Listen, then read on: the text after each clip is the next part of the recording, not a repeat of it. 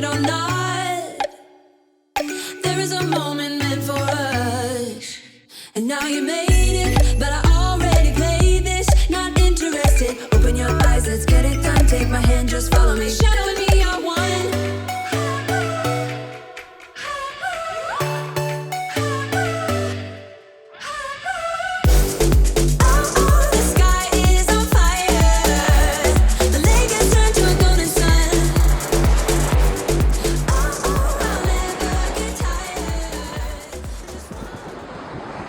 Hey everybody, welcome back to another episode of USA Taekwondo's Summer of Poomsae. We are Jason and Sherman, and you're chopping it up with the two guys you love the most. Jay, how you doing, brother? Doing great. Episode 8 was really hard to. It's going to be hard, Sherman, to beat that. But these juniors are going to try. Those cadets were amazing. Can the juniors take it up a level? I think they can. I was thinking that. I was thinking, are these juniors going to be able to pull this up? This would have been fun to have been in the building and done this, because we would have said that out loud. And we would have gotten those juniors all stoked up about, I don't know, maybe the cadets are the best division we have, and maybe we can just not worry. Yeah, but we get to do it virtually. So let's talk about who we have on deck today. We have Freestyle Female Cadet and Juniors. We have Junior Male and Female Green Belt. We have Junior Male and Female Blue Belt, Junior Male and Female Red Belt, Male Freestyle Cadet and Junior, and again, the creme de la creme, our Junior Male and Female Black Belts. Let's get to it. It's going to be great. I like this Freestyle Junior and Cadet combo division. I think it's going to be ultra competitive. You know, you got those young cadets looking to kind of maybe come and knock off some of the junior level competitors. So this combined division is going to be interesting. I think it's going to be one to watch, Sherm. So we'll keep our eye out for that. It puts me in the mind of, you remember how we used to prep those 14-year-olds who were transitioning out of cadets into juniors, who would age in, and you wanted to be the 17-year-old, not losing to the about to be 15-year-old, and that those kids on the cusp. That's what this puts me in the mind, and we're doing it freestyle. So that's all the athleticism, acrobatics, all that up. Man, listen, let's get to it, bro.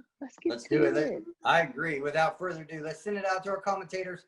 This is the junior division, except for the freestyles, cadet and junior combo. Don't go anywhere. The finals happening right now. Welcome to episode 9 of the Summer of Poomsae, Cadet and Junior Action. This is national coach and 2020 national team member Barbara Brand, along with Miyako, Yerick. And we're super excited to bring you the 12 to 17 freestyle finals and the junior color belt and black belt finals.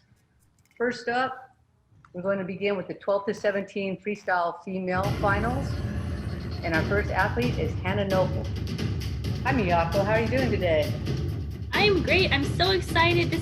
Hannah just opened up with 2 back handsprings into an XL backflip, which is a great way to start out. I'm enjoying this already.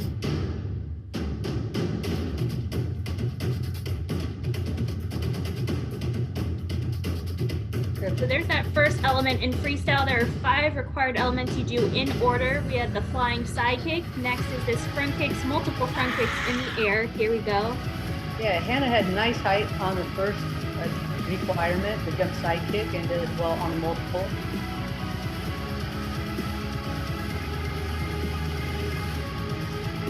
Nice extra little aerial there. Working toward the gradient. It's a real difficult line there with those multiple spins and jumping kick techniques. Doesn't look as difficult as it is. The athletes really put a lot of time into that line.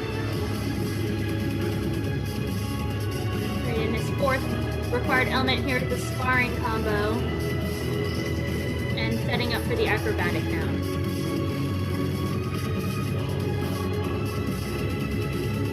If this would be on a mat, oftentimes it would be going from one corner to the other corner. Make sure she has plenty of room to finish out all the acrobatic techniques she wants to highlight. That was a nice flash kick. She got, I think, 3 extensions in there. Nice, good air, and she's on grass here, so it's not an easy surface. You don't get any bounce off of it like you would at a gymnastics studio. So really nice performance here from Hannah Noble from M Team. And a good start with a score of 6.87 for Hannah Noble. So we have a total of 10 athletes in this division. Right, so we have 10, but this is going to be the final round. So we're just going to take whatever that number 1 score is, they're going to be our winner. 준비? Up next, we have Yul Kwan. Starting off with a very dramatic beginning to her freestyle.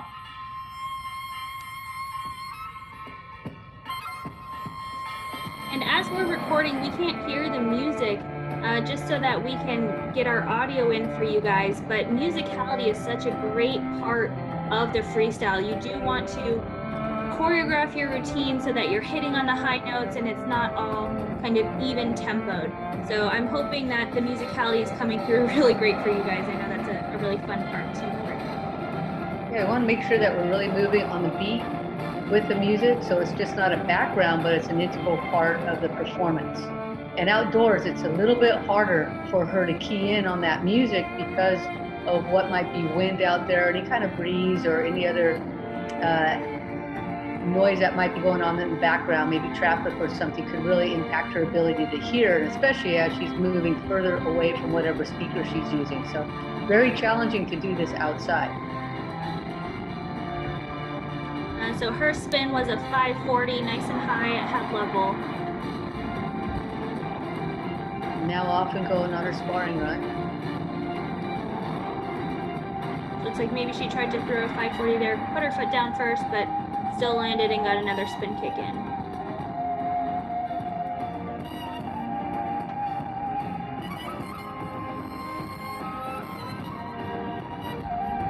And she completes her freestyle with what looks to be an aerial. Ooh. Followed by a super cool finishing dramatic piece, just as she did it at the beginning of her freestyle. Sure. So that's Yul Kwan. And finishing up with a 6.2. So on that last requirement, that acrobatic technique, we need to make sure we have a kick. And we have to make sure that the kick is while we're turning in the air, not after we've landed or before we've landed. So it's pretty challenging to do. So we have Hannah Noble in first right now, followed by Yul Kwan. Up next, we have John Legaspi. And she's from Bakersfield, part of Han's Taekwondo Academy. So she's with M Team's CPP program.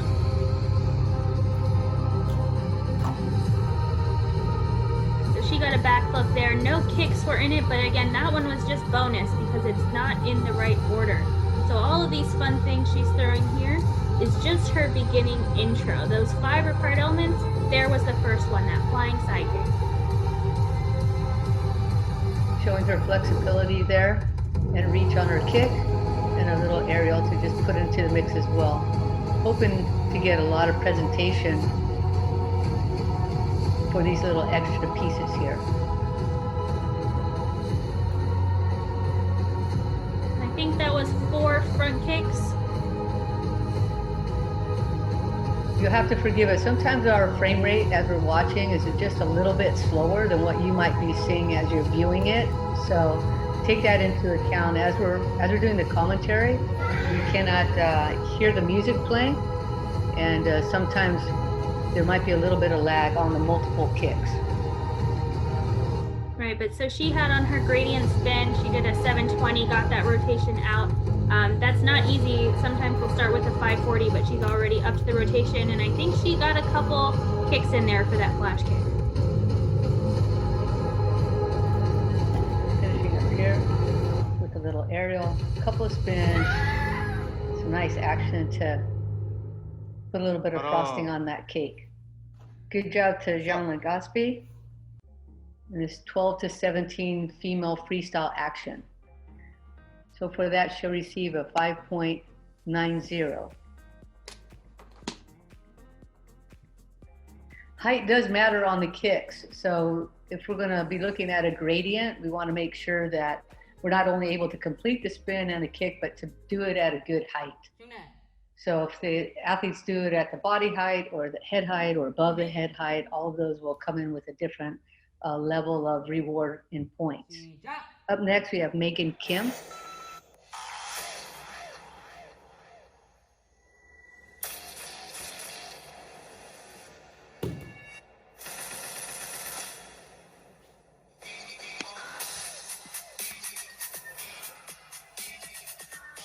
Opening up with some good Poomsae techniques, you do have to have good recognized traditional Poomsae in between all of your required elements.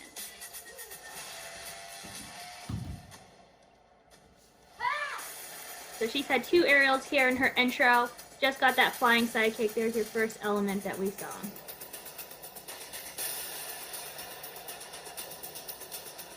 And there are required stances as well, so that crane stance we have to have. I think she might have also gone for 4 front kicks there. I'm not sure they all got extended. You'll have a better view than we do.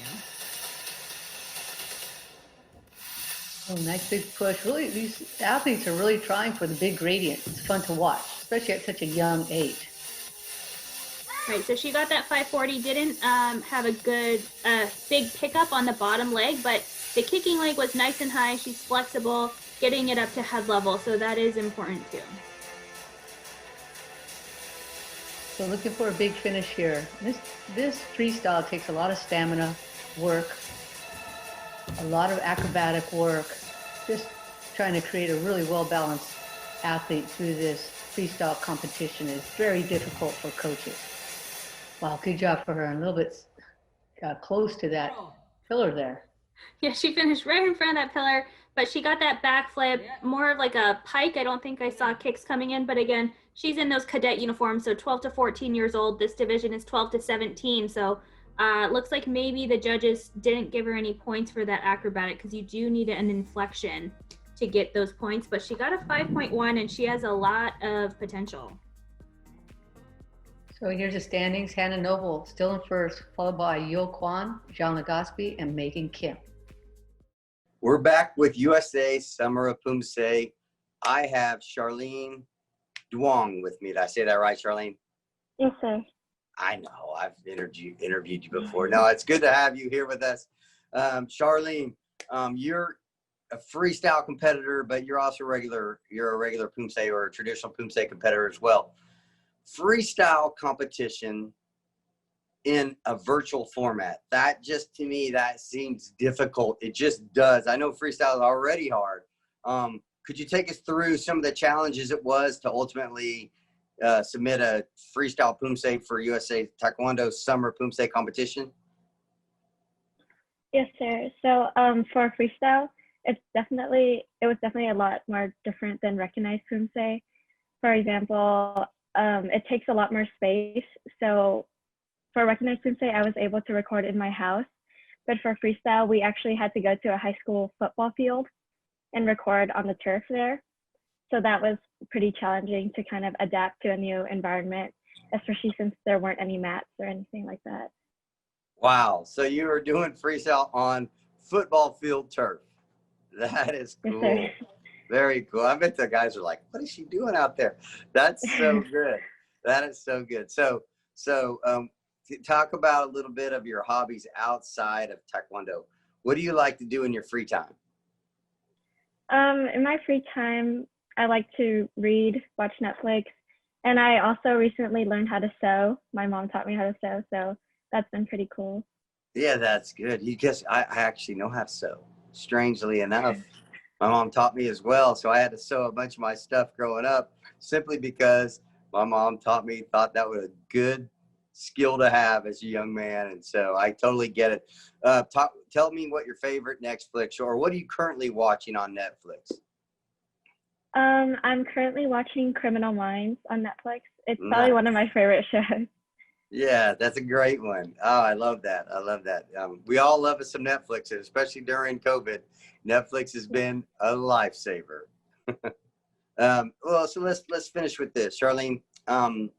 You competed, obviously all over the country with freestyle with your your competitors, your teams, and individual things like that.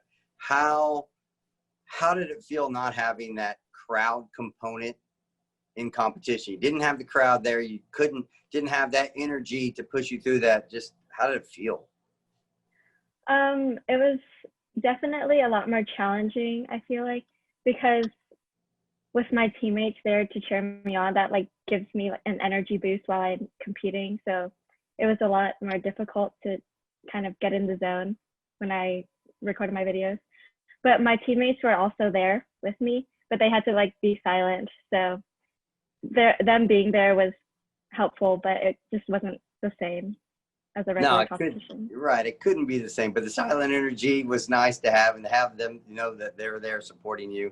It doesn't surprise me with your team at all that they're all there, because you guys are really the consummate professional team in every sense of that phrase. Charlene, thank you so much for spending a little time with us here at USA Taekwondo Summer of Poomsae. I look forward to seeing you again in person, and good luck on your up and coming competition. Thank you, sir.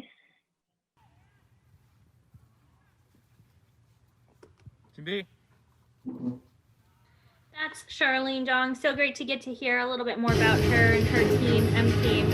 And she's a very accomplished freestyle and recognized athlete, making it to the final round of recognized Poomsae in this summer tournament as well. Nice allusion there into an aerial.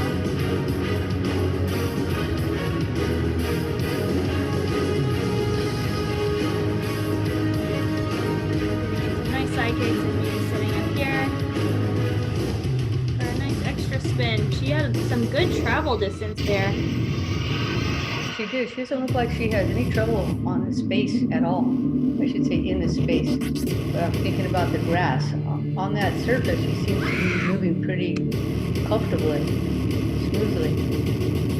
Nice high flying side kick. That was at about her shoulder. So it's not just how high in the air you can get, but how high you can get your side kick. So is it at belt level? Is your foot angled up to the shoulder or even head height maybe? And some nice front kicks in the air there as well.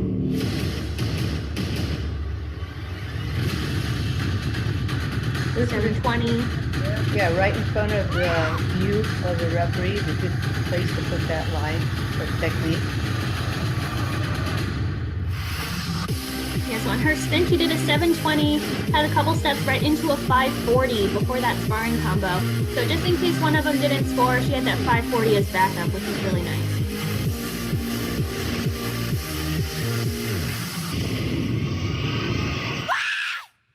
Nice air on her back flip. I think it was a flash kick with at least a couple extensions. So this should definitely get scored on all of the 5 elements pretty high. I think we'll have a good run here for Hannah Noble. So Charlene comes in with a score of 6.57. And just underneath Hannah Noble, who received a 6.87. So there's the standings there. In third, we have Yo Kwan, followed by John Gosby and Megan Kim.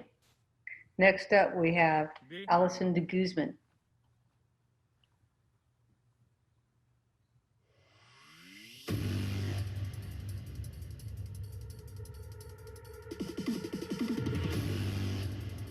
So a nice X out to start off with.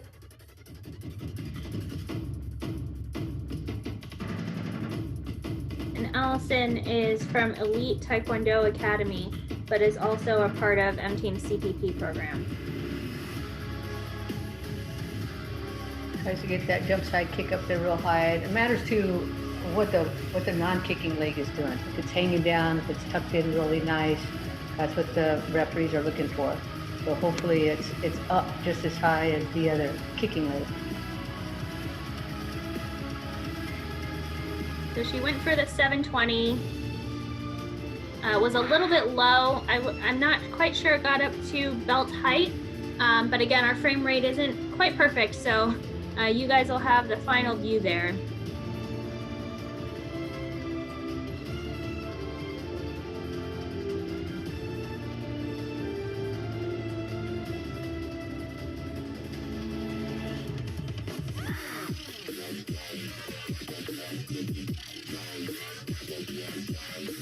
So it's tough on the grass because when the athletes do the acrobatic run, it's difficult to see sometimes when they're doing it away from the camera and going toward a corner. You really can't sometimes fully see how many of those kicks are going completely out and extended. You can see the beginning of the acrobatic, but not the extension of each of the kicks.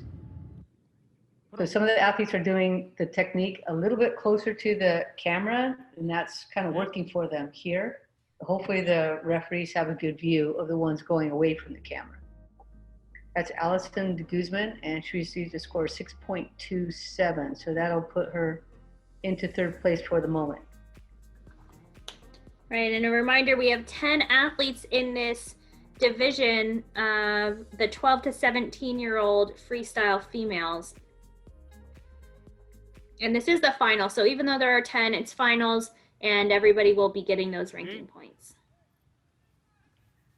This is Aubrey Yamashita.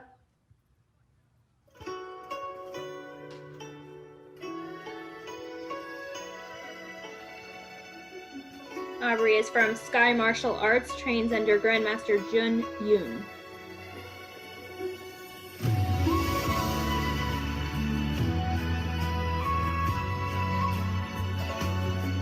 She did her first nationals in just 2019, so fairly new to the competition circuit, but here looking nice and confident.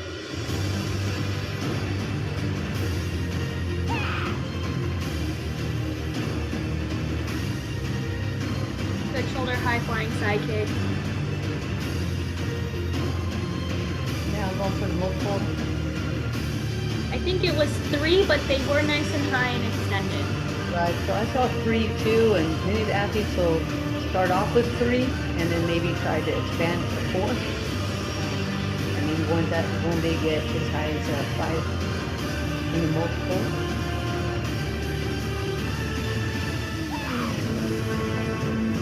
She had her 540 for the spin. Pretty good pickup on the bottom leg now in the sparring combo. Bonus little extra 540 at the end.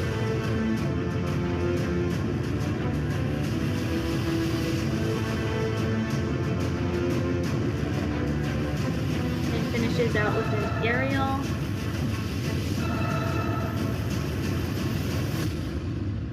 So we did have an aerial as the acrobatic. I don't think the judges are scoring that in this division so far, but we will find out. And there have been already a couple athletes who had an aerial as their acrobatic, so she will be in contention here. She gets a 4.97.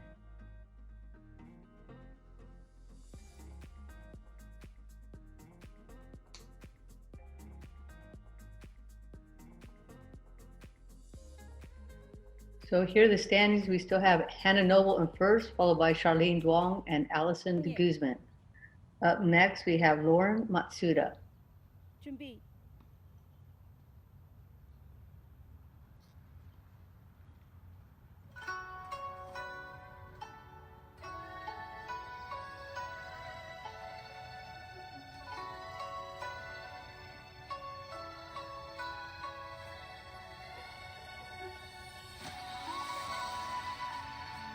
So this division freestyle is 12 to 17 and then 18 plus. So it's a little bit wider age range than the recognized Poomsae divisions. And there's individual, which is, we're seeing here the female individual. There's also pairs and then freestyle team normally, which is 5 people. So it's different from recognized 3 males or 3 females. Freestyle team will be 5 members, at least 2 of each gender. I think we had 3 on the front kick series there.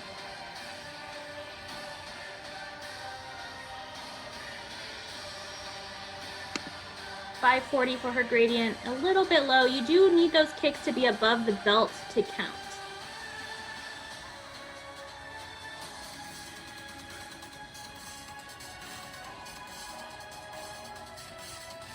That was her sparring combo.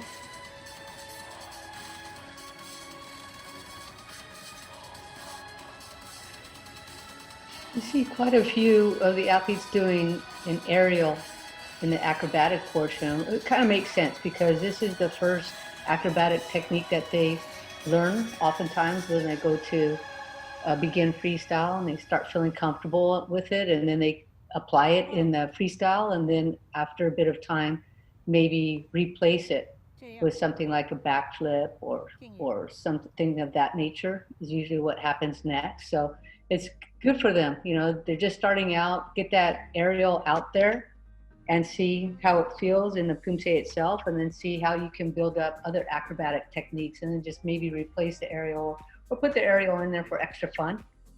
But Lauren Matsuda received a score of 4.6. Our next competitor is Valentina Glines. She's the 9th of 10 competitors that we have today.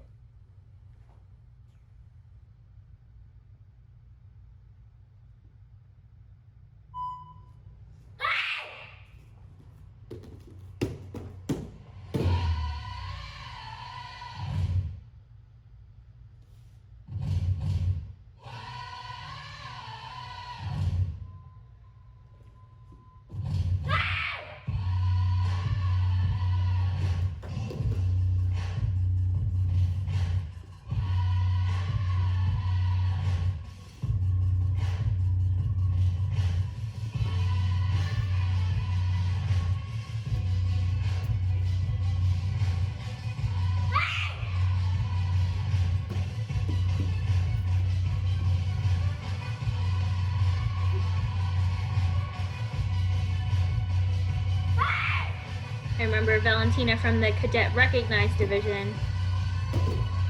Oh, nice try on that knee twist. Good job there. Right, so she's just 12 to 14 years old, already throwing out a B twist in competition. Yeah, whether she's doing recognized or whether she's doing freestyle, she has a really aggressive sort of attitude. I think it all starts with the fierce fears that are on her hairstyle there. It just sets the tone right from the top down.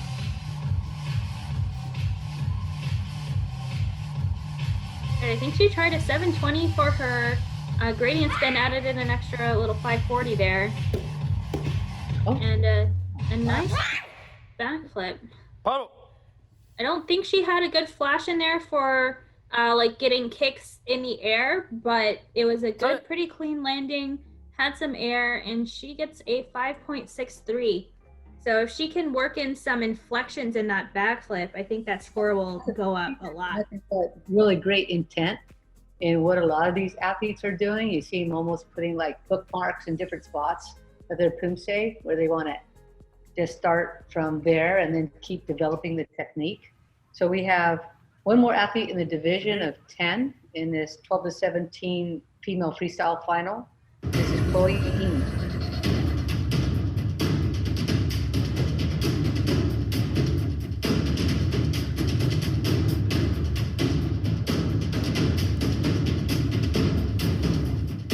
Nice, good control on that aerial. She landed right into the stance easily.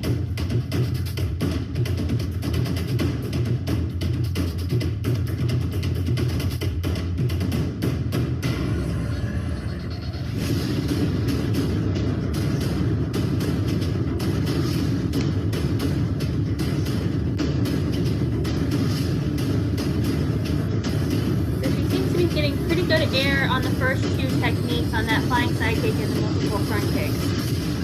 Taking a couple breaks here and there to catch her breath.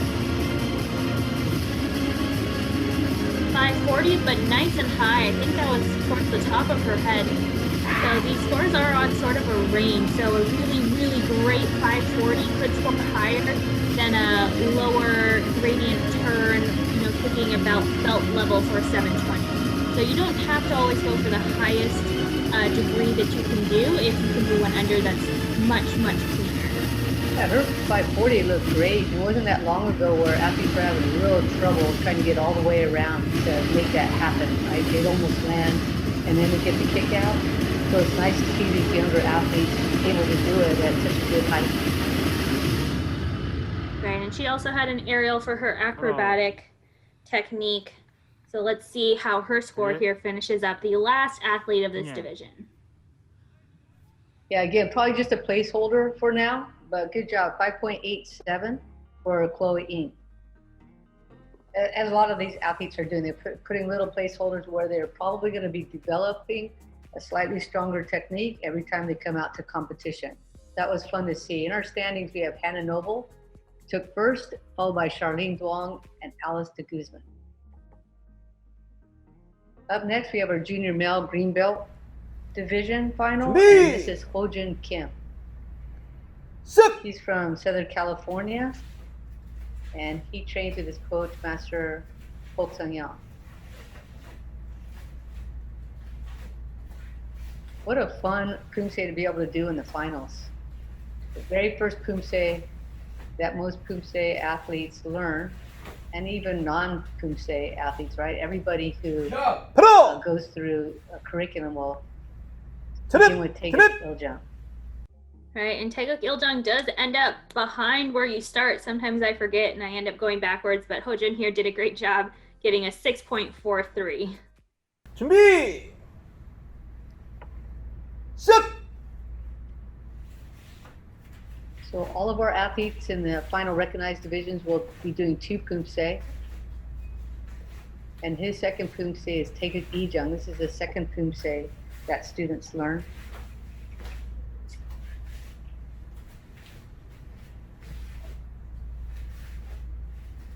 Pretty good transition there, that 180 from walking stance to walking stance. His feet just slid across the floor, no big pickup and put down. I wish his belt was just even for presentation. You always want to just take care to, press your uniform, make sure that you're presenting well. And he gets a 6.27 on his second form for a total score of 6.35. Yeah, those details sure do matter. You wouldn't think that they do, but the way that you do your hair, whether, you ironed your uniform or not, is your belt even? How long is your belt? All of those things add up, just how you present yourself to the judges. In our junior female green belt division, this is Molly Thompson from Sacramento Taekwondo in her garage training space. Looks like she has some outdoor mat there. And for this division, they're starting off with Taeguk Saja.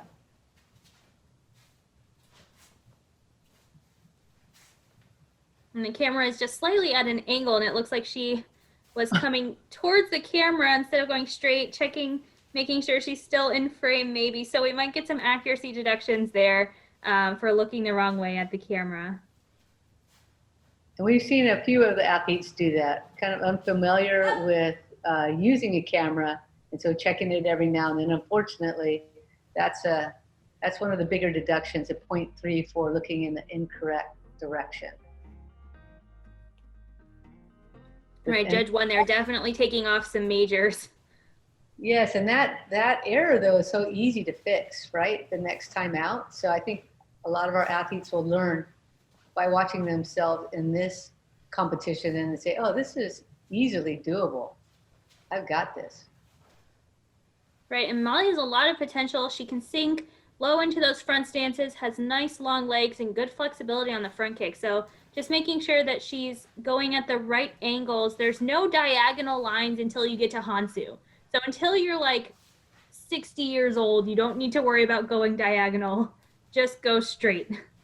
Yeah, I think she started off by going straight. Maybe she was concerned about the space, or maybe not being able to get her full body in the recording, which was a really important thing that everybody was mentioning, right? Make sure you get your whole body in there.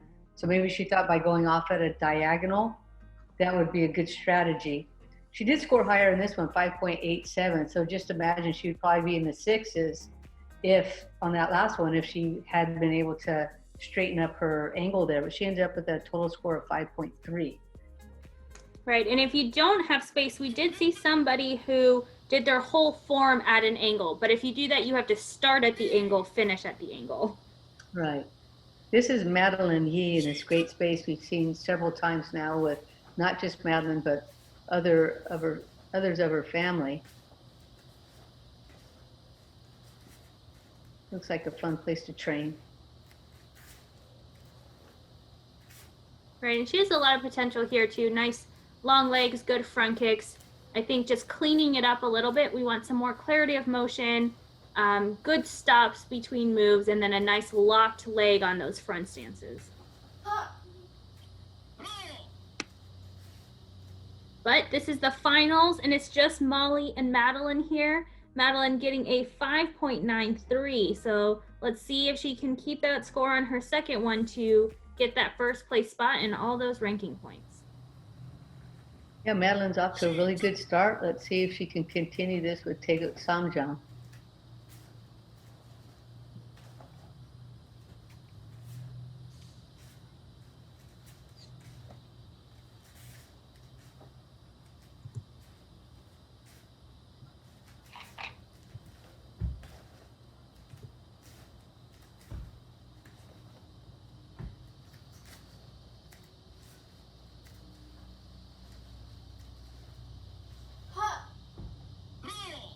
Had the right idea there on those front kicks to bring her hands in, but they were a little bit too much of a pull motion. Even going backwards, I could see the hands coming up. So just relax them, bring them in. And she gets a 6.5 on her second form. So that's a nice jump up. Yeah, so follows her 5.93 with that and ends up with a total score of 6.22. So she's number one in the division there, just above Molly Thompson. So good job to our junior female green belts. Let's move on to our junior male blue belts. This is Gavin Steen Olsen. 태극 3장 시작!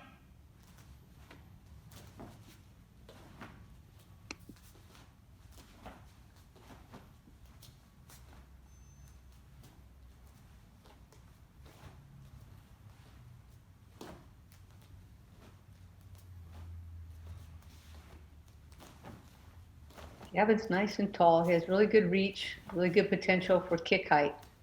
Maybe just pushing out some of those stances, make him look a little bit more as though they're fitting his body type would be great. All right, I think he also leans back a little bit on some of these kicks and transitions. So really making sure that you're stacked on top of your weight, that back is nice and straight. But a good score here. Gavin gets a 6.00 on his first form. 태극 4장 시작! So same thing here, maybe reaching out a little bit longer with that foot for a bigger stance. Good height on the first front kick.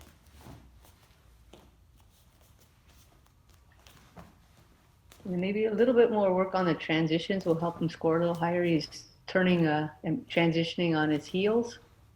So if he just switches that out and uses the ball of his feet, we'll probably see his score boost up. Right, and he does have some good reach on those front kicks, but we are seeing the heel come up on that base leg. So you want to keep your whole foot on the ground, keep that base leg nice and locked, and then extend the leg up as high as you can. So a little lower score on this one, 5.57. And his total score coming in at 5.78. So we have one more athlete in this division.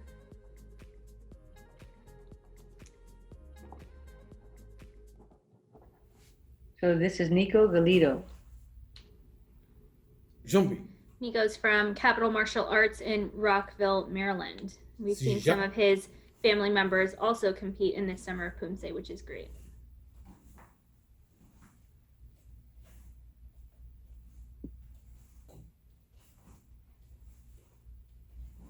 I think he could also extend his stances a little bit longer. The walking stances are okay, but the front stance could be a whole foot, his own foot longer, especially in that back stance to front stance transition. But good core work and nice shoulder turn here.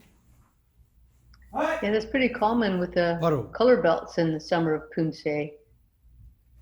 Seen that pretty much through all the divisions in the different age groups. Just a little bit more extension into the stances would be great. He gets a 6.4 though. That's a nice big score for his first Poomsae. 시작!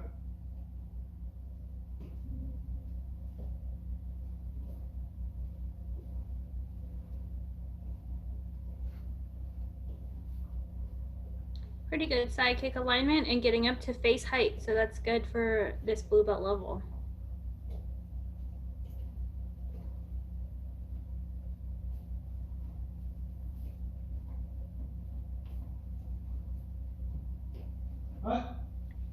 Yeah, I think that's overall really solid, just extending those front stances, making them longer, being a little bit more locked out, but that was a really nice performance here from Nico. Yeah, same thing with the back stances. He gets a 6.27, and he's nice and tall, so he just has to spread out his feet a little bit, drop down a little bit more, and he would probably feel more comfortable. At the beginning, it seems like, oh, this is just hard work. Why am I doing it? But then you realize, oh, it actually feels much better. We're going to move on to our junior female black belt division. Blue belt. So we actually have Natasha here. We just saw Nico. This is his sister, Natasha, I believe. She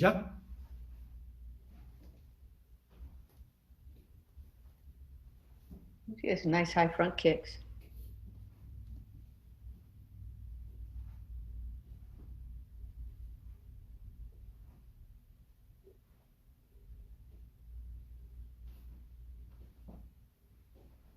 Nice. She has good front stance length here. And she's really trying to reach out. That seemed like that was a very intentional thing to do on both sides, to push out as far as possible. She's got nice high front kicks, even going to the rear. It's easy to see. Good job to Natasha Galito. She gets a 6.27. Yeah, that's nice. Natasha, go tell Nico how to do those front stances.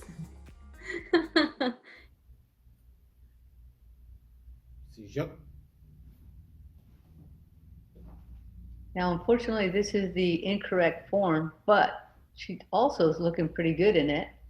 So, and again, nice high front kick technique. Good stance transition as well. And I'm looking here, she's the only one in her division, so she'll still take first place, even though she's doing this wrong form. But she's doing this wrong form quite great. She's doing a really good job at it. It's just the wrong one.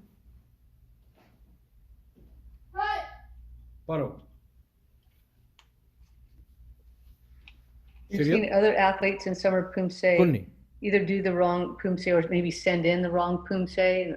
You know, maybe they sent the semifinal one instead of the final one, vice versa. So that's too bad. She receives a 3.88 for her final Poomsae score. But again, she's the only one here in this division, so she still takes that first place spot. That's great when you make a little mistake like that and then it has no impact on the on your overall result. That's really nice. So now we're into the junior male red belt final. This is William Hayes from Connecticut.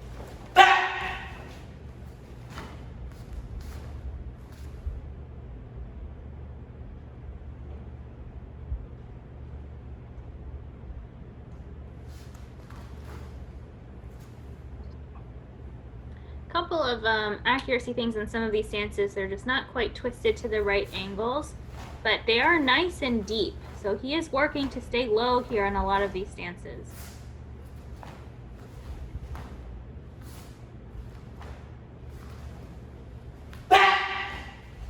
Taegeuk Paljong is tough, and you could tell when he was in the Poomsae, that tiger stance, trying to throw up that front kick was difficult. So sometimes athletes make it look super easy, but it is really hard. He receives a 5.43 for Taegeuk Paljong. And in this junior male red belt division finals, we have 3 athletes. So Layman's going first now on to Ojong.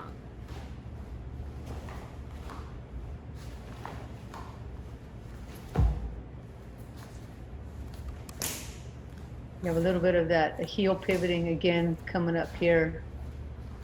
I think when the athletes are first learning Paljong, they're so concerned about all the new techniques that they're required to do that they sometimes forget about that base work, like keeping those heels down, pivoting on the balls of the feet and such.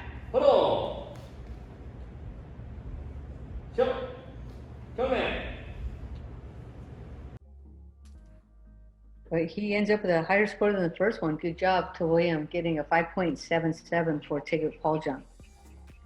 Not an easy Poomsae to do for these red belts. He ends up with a 5.6 for the 2.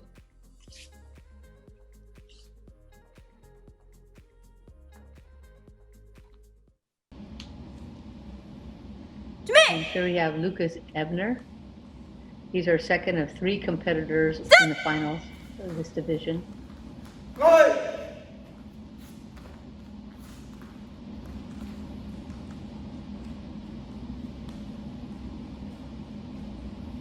Lucas is from Agape Black Belt Center, coached by Master John Raw. And he's a little bit more stable in some of these stances. We see a little bit less extra body movement. He's taking his time for sure. Not rushing it, trying to get everything finished before moving on to the next step.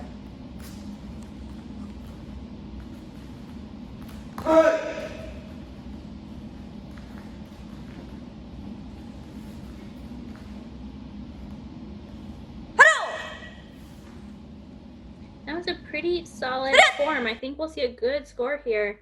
Yeah, coming in at a 6.37 for Paljong for Lucas.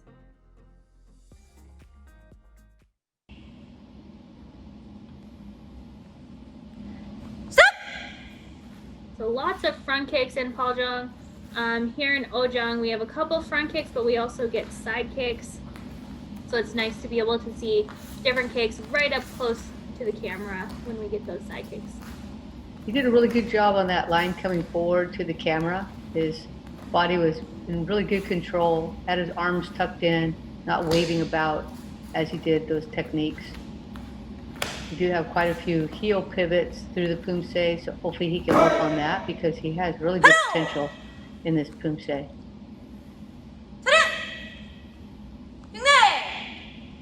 So that was Lucas Ebner from Agape Taekwondo, and he gets a much higher score than the first 6.53 to follow up that 6.37. So he ends up with a final Poomsae score of 6.45. All right, and these guys are coming in this order based on their semifinals performance, which means David Vu, who is our last athlete, came in first. Hey, welcome back, guys. This is Coach Sherman Nelson, your Minister of Information, and I am chopping it up with my man, David Vu. What's up, David? How are you? I'm great, sir. How are you?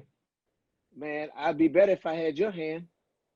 See, that's an OG, triple OG line. You young bucks, y'all don't know nothing about that. Listen, so David is coming all the way live to us from Sacramento, Sacktown, California. Tell us a little bit about yourself. How old are you? What's your rank? Your dojang? Give us a little bit of that background info. I'm 14. I'm from Sacramento, California. I train at the Sacramento Taekwondo Club, coached by Master Brand. Okay. How long have you been doing Taekwondo? I've been doing Taekwondo for at least 3 to 4 years. Okay.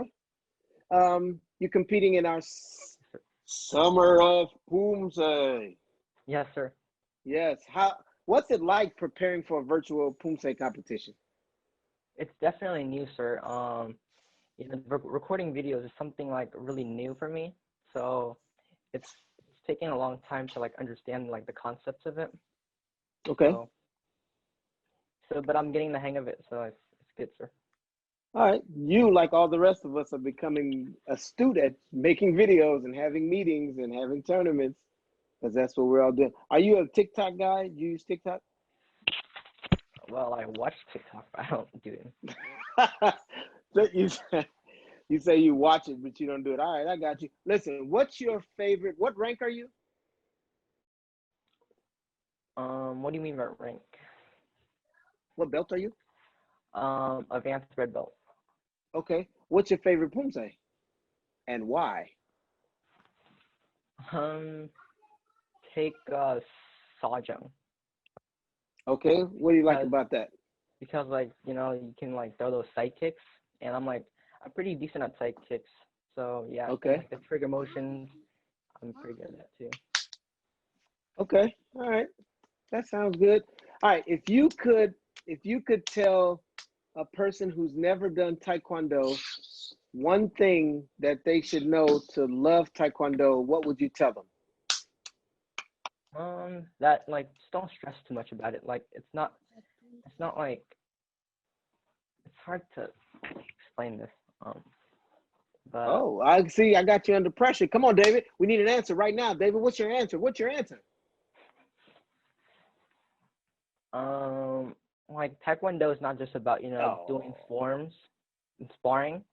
It's like about helping each other, you know, creating confidence and, you know, loving each other, I guess. Ah, okay. See, that was a good answer. Don't let the pressure fool you, man. Listen, Coach Jason Poos loves this line that I'm about to give you. It's his favorite line. Pressure does two things. It busts pipes and it makes diamonds. And you, David, are a diamond.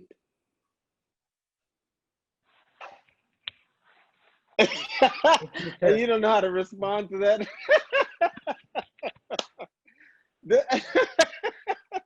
That awkward silence was gold. Oh, I want you to know, Dave, you just made my whole day. That is great. Well, listen, man, congratulations on being willing to take some risks and do something different and participate in our Summer of Poomsae. I wish you the best, and I look forward to us getting back to being able to be in the same venue with each other so that we can give each other a fist bump, but I can give you one virtually for now. You ain't fist bump me back, David. Boom. Okay. Oh, and you added the boom. That saved you. You added the sound effect. All right, thank you. USA Taekwondo, I introduced to you David Vu, my man from Sacramento, California. He's a Poomsae legend in the making. You heard it here first, folks. Thank you again, David, for taking time out to talk with us, and we'll see you soon. Thank you, sir. Have a great day, sir. You too. Hi. Oh, you just got chopped, David. Well, first of all, congratulations to David Vu for getting through that very exciting interview with Sherman Nelson there. And he's off to the races with Taeguk Paljang. I really like what he had to say about the fact that Taekwondo is not just about Poomsae and sparring, it's also about taking care of each other, building confidence, and sharing some love. Really great attitude to come into Taekwondo Poomsae competition with.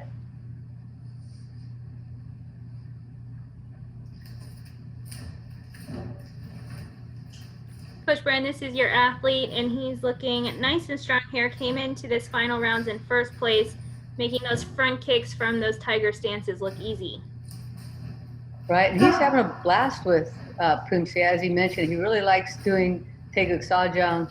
I'm looking forward to his next Taeguk here because I believe he is going to be able to do some side kicks in it. Off to a good start with a 6.57. So a little bit higher than Lucas Ebner's total score of 6.45. Right, and it's nice to see how confident he is with his Poomsae. His interview, he was a little bit quieter. Maybe he's possibly introverted, but here he just looks great, really outgoing, strong, performing really well on video. Yeah, definitely. He lets his performances talk for themselves. He is a fairly quiet individual, but full of passion. And we saw both of his sisters, Sylvie and Emily, in the Summer of Poomsae competition as well in the Cadet and Junior Red Belt division.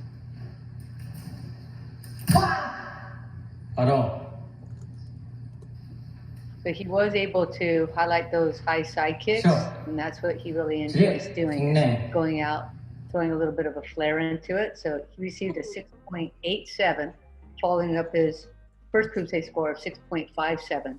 So he ends up with a 6.72 and into that first place spot, just above Lucas Ebner and William Hayes. So there's our standings in the junior male red belt final.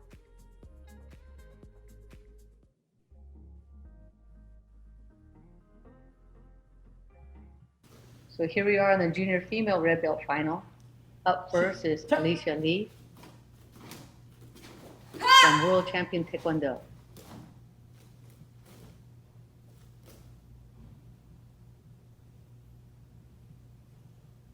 So we have a full division here of 8 athletes in this junior female red belt division, and they are starting off with Paljang as well.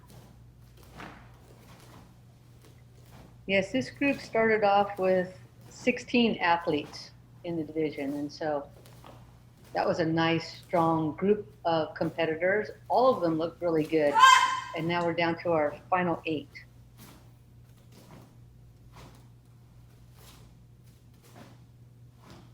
8호. It's fun to see the girls do Taeguk Poljung just like the boys did, so we can kind of see them back to back.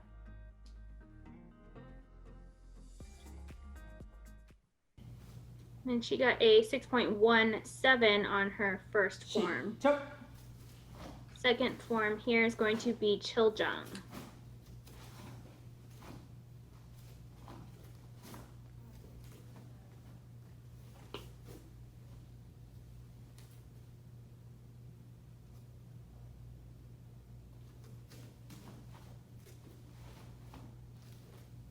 She has a few pre-steps where her foot starts moving first and you get a double pivot on some of these moves. So just cleaning that up a little bit will help her accuracy score overall.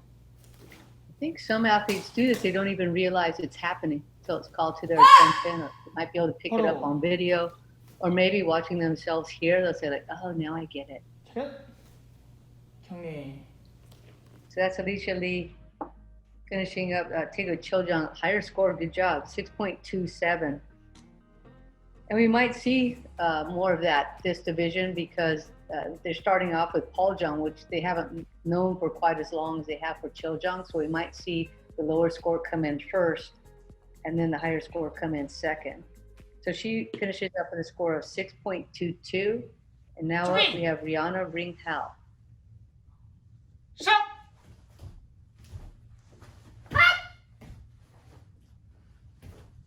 This great Dojang Westport World Champion Taekwondo, coached by Master Dong Hyun Jang. I really want to go visit these walls that are all padded and just try some tricks out and fall over into them. Yeah, I'd like to do some sparring there, just some reckless sparring, just see what happens when everyone slams into the wall.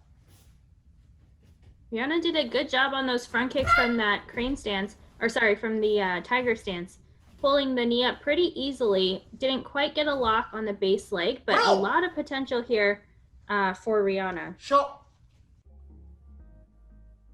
And she starts off with a 6.13. So pretty similar to the first competitor, Alicia.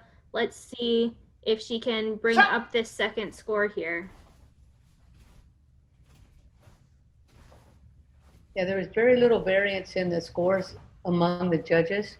So it looks like they all have a pretty similar view of how she's doing in terms of all the accuracy as well as the presentation.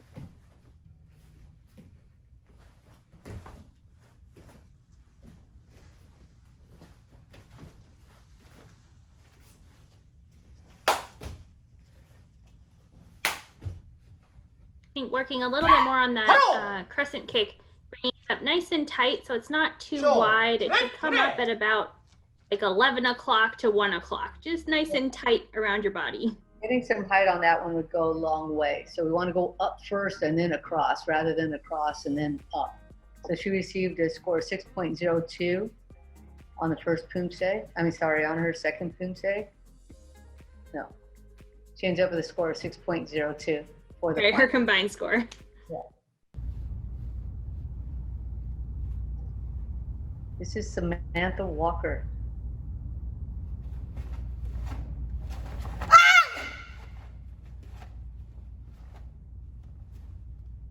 Samantha also looks pretty tall, so she could bend her knees just a little bit more. On these 8 counts here on Poljang, it's 8 seconds long on both sides. So you really have to spend some time deep in that stance since the judges don't have a ton to look at. Wow. Nice front kicks. Front kick, very good. Look at that. Very nice. Good foot position. Wow. That's really her highlight. She's really got to feel very proud of that front kick.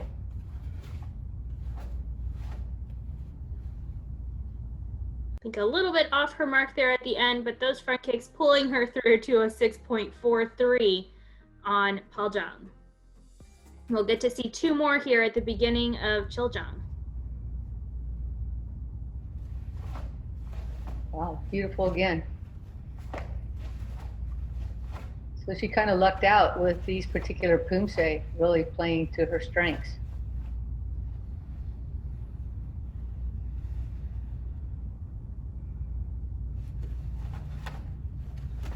So it's unfortunate, kind of, that we're not able to see any side kicks in this final round from these athletes. It would be good to maybe have one that was front kick heavy like Paul Jung, followed up by one with side kicks in it, maybe Sao Ojung. But these two really play to her strengths.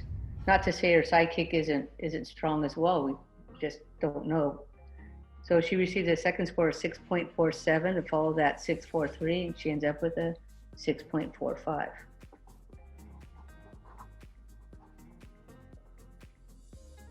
So we have Samantha Walker in first, followed by Alicia Lee and Rihanna Ring Hao. Up next, we have Kendall Karen Quinn from Connecticut. That's a lot of K's. Similar body type to Samantha Walker. So interesting to see when we have athletes so close in physique.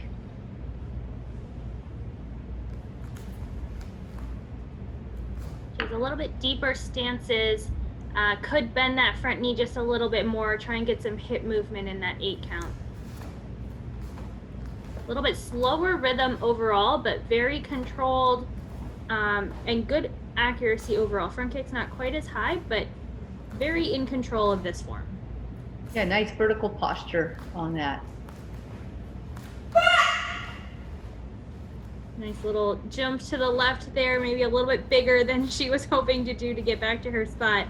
There are a couple other places you can kind of cheat over to that side so you don't have to do it all in that jump.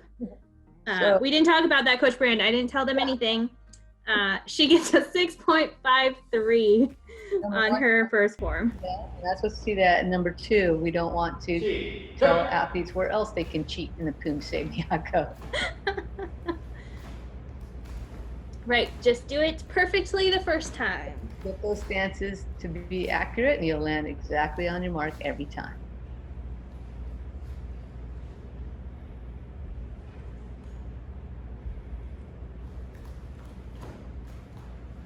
Nice shoulder turn on that scissor block. She got some movement on both of the blocks, which is difficult.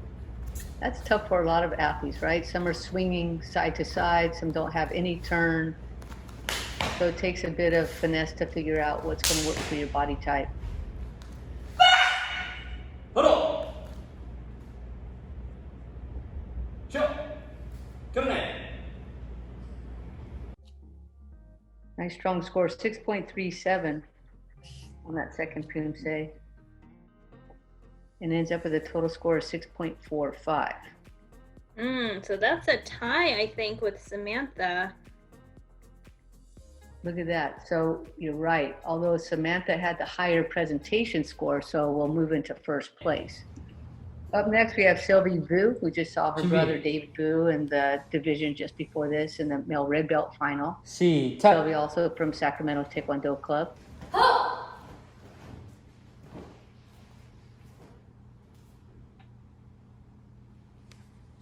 And Sylvie came into the finals in 4th place. So let's see if she can move her way up a little bit in the rankings. Yeah, and as we mentioned earlier, this division started out with 16, and now we're with the top 8 here in the finals. Really trying to boost up on that front kick there. A little bit of shoulder motion on those front kicks, but coming up nice and easily and nice and high. Just a slight lean on some of her torso on some of those stances. Very nice, and I love the background too. She gets a 6.43. So this is going to be interesting. Really close to 2 of the athletes that are in first and second place. Let's see if she can convince the judges here, starting off with a couple nice high front kicks.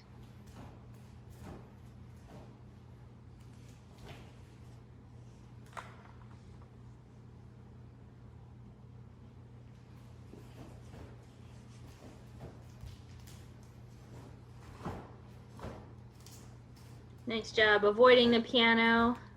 Could extend the stances a little more.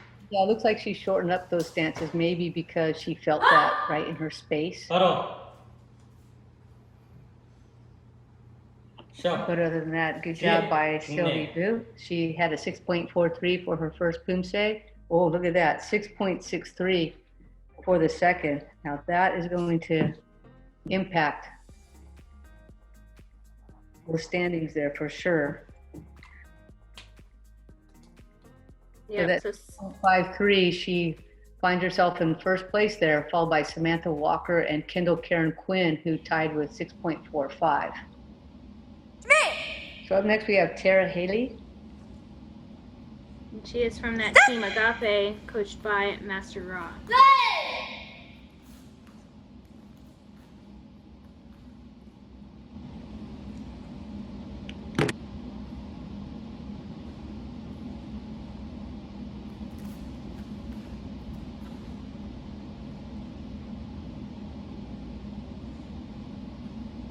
Good job trying to hold on to that stance, trying to keep it deep for that whole 8 count. And some nice front kicks. Really good front kick, going right towards the judges, right towards our view there. Looked really great.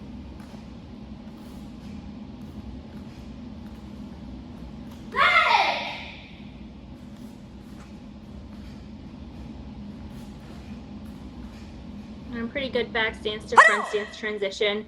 Another one that's pretty difficult when you first learn it, to make sure that that height stays nice and even, but you do get a nice step out. And she gets a 6.13 on her first form. So a little bit lower than I was expecting here in this division, coming in at 3rd place. But here we go with Teguk Chiljan. Yeah, she has these great front kicks.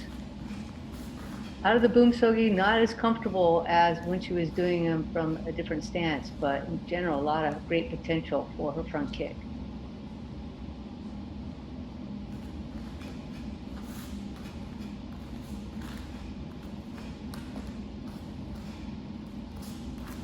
A little bit of a heel pop there, but really nice, trying to finish that up strong.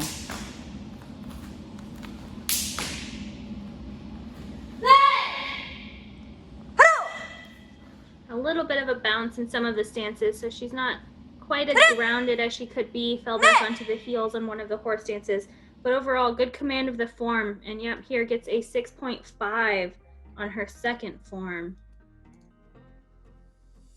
So that combined gives her a 6.32. Right, so let's see where that places her.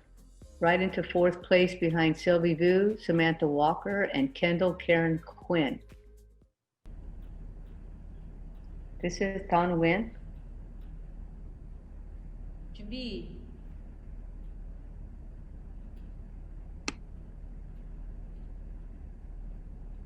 시작.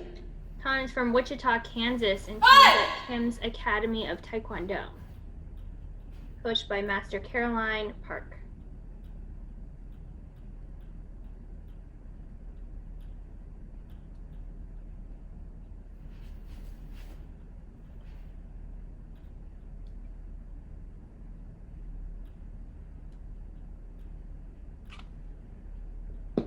Keeping a nice bent knee there on that 8 count.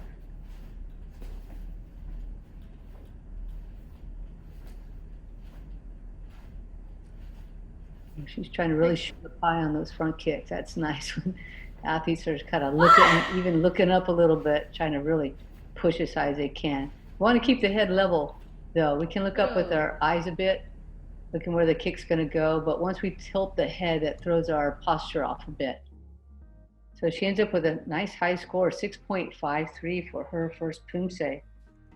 Wow, that is a great score, and that is our first place finisher at this point, Sylvie Vu.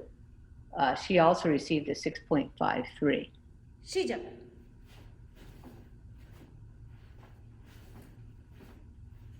A very quicker tempo here.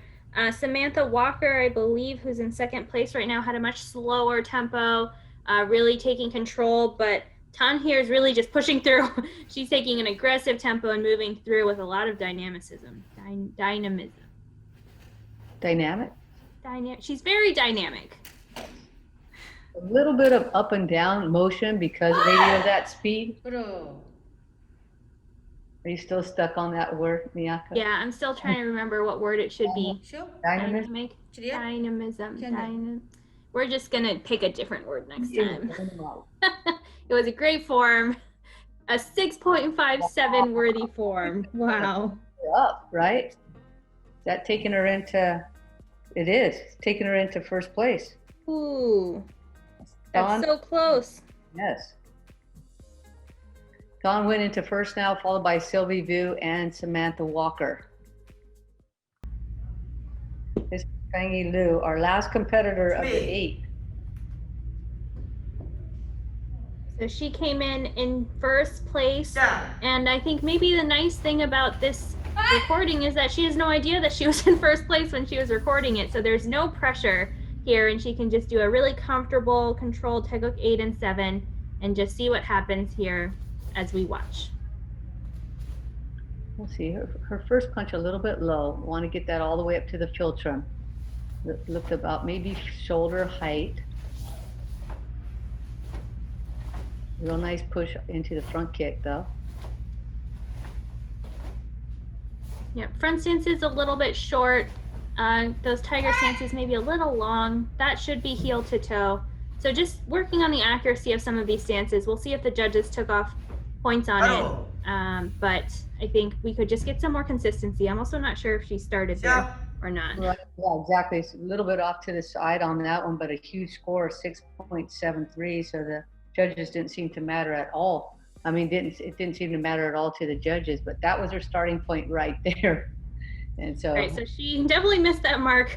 Maybe Judge 1 took off the points for it. It was lower on accuracy, but overall still a great score. Puts her in first place for now. But let's see how Chiljong goes. That again, one also, yeah. Goes, right? The back fist there intended for the philtrum.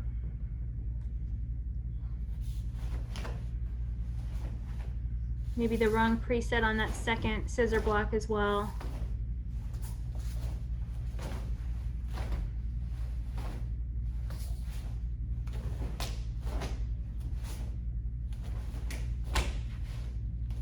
But pretty good power coming through on some of these motions, especially the punches and that rib smash that she has in there. So I think that she has a lot of good elements here, a couple accuracy things to work on, but judges not seeming to mind getting a 6.73 here.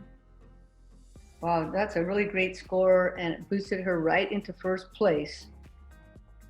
That was Fangyi Liu, and ends up with a 6.73, followed by Tong Wen and Sylvie Vu.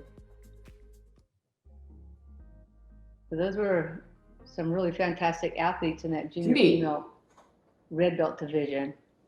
And here we are now with the junior male black belt final. The first athlete is Connie Lee. And in this division, we'll see the athlete that finished 8th in the semifinal going first. And then our last competitor will be the person who came in first, of course, in the semifinal round. But we do quite often see a change up in this final round where, you know, it's not to say that because you finished first going into this round that you'll end up in first. So it's really always very exciting to see how it plays out. Connie's doing a really great job in choreo in a tight space and really trying to put as much into every technique as possible. Right, Connie from that Miracles US team, Team East, coached by Master CG Kong. Doing a great job. I think sidekicks are definitely one of his best features in his Poomsae, but he has just such a calm demeanor that I think he, you know, approaches these forms really well and had a really great run there of choreo. 7.33 for Connie Lee's first Poomsae choreo. 준비. 시작.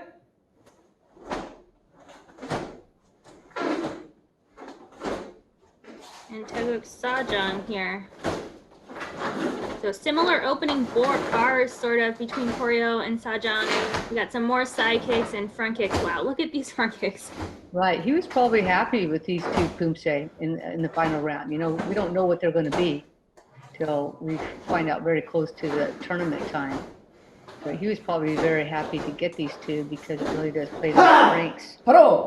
It's really nice high front kicks and nice high side kicks, but I think a lot of the athletes are going to have those same skills. Right. We had such a strong semifinal round that these top 8 athletes have really strong kicking caliber. Connie's second form gets a 7.37. So nice high scores. I think he's just the first one here to go. We're going to have a run for it. Connie's combined score is 7.35. Right. I anticipate a lot of high scores in this division. This is Ethan Moraleda from the Wangale, coached by Master Lee. Really beautiful alignment and side kick foot position to start off. And into some nice deep front stances as well. So he had to be controlled coming out of that kick to land that stance. Yeah, that was wonderful. And he's not a super tall athlete, so it was really nice to see that front stance look really long and strong. That one there a little bit shorter, but his initial front stance was really great. Look at that. That one was nice and long, yeah. Very nice. It makes him look taller than he actually is.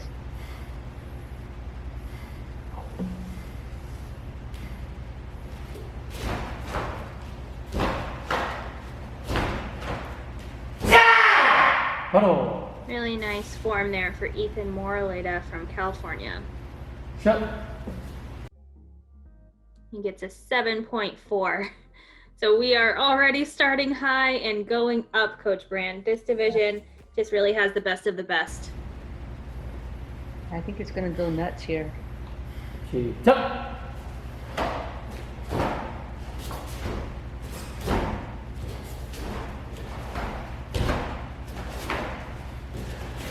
Really putting everything into the extension. He recovered, his recovery stance was a little bit off, but he really went up for that height.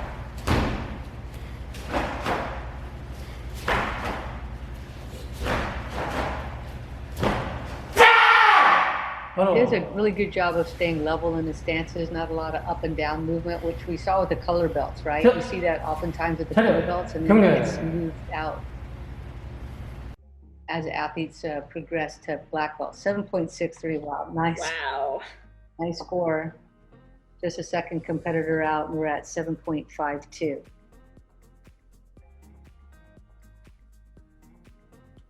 So already a tough score to beat from Ethan Moraleda, who's in first now, followed by Connie Lee.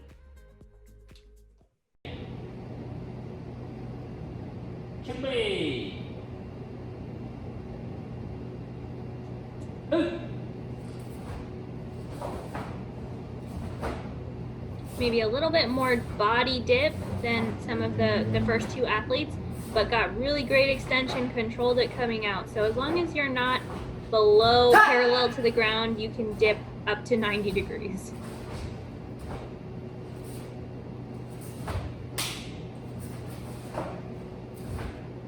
Slight balance shift on that foot on the side kick, definitely rolled to the side of his foot, but I think he managed to control it.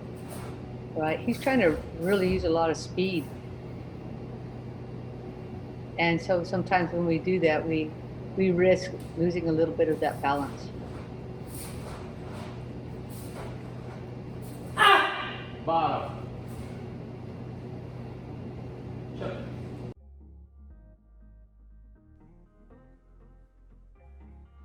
that was Ethan Lamb with his first form.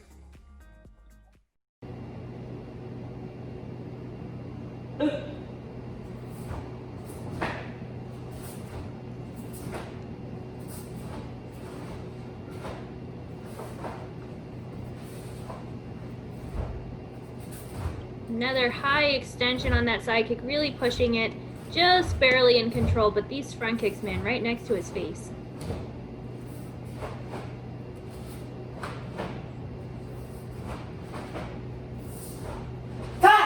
Bottom.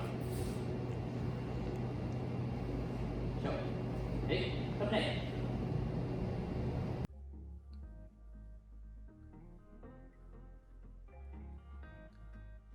Nice big score of 7.477 and a final score of 7.33.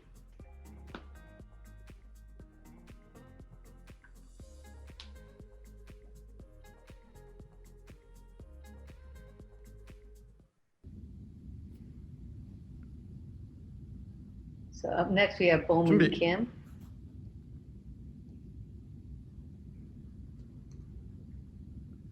This is from So- Team K out of Georgia. We've seen many teammates, Bowman here, making it to the finals, coming in 5th place, but fighting his way to try and get onto that podium.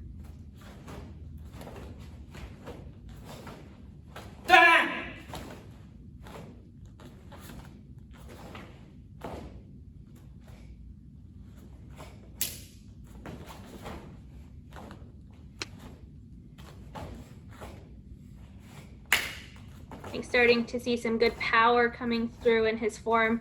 Again, maybe falling out of the side kicks just the teeniest bit into that stance, but pretty good control, showing power, pushing the tempo. Really nice form here so far from Bowman Kim.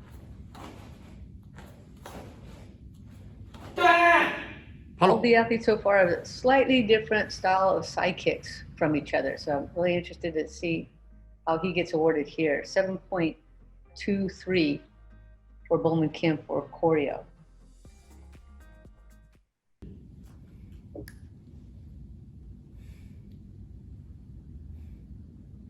자, So with You one could- athlete with a final score of 7.33 and another with 7.35, he can definitely boost up his score to catch up here. Really nice extension on his side kicks.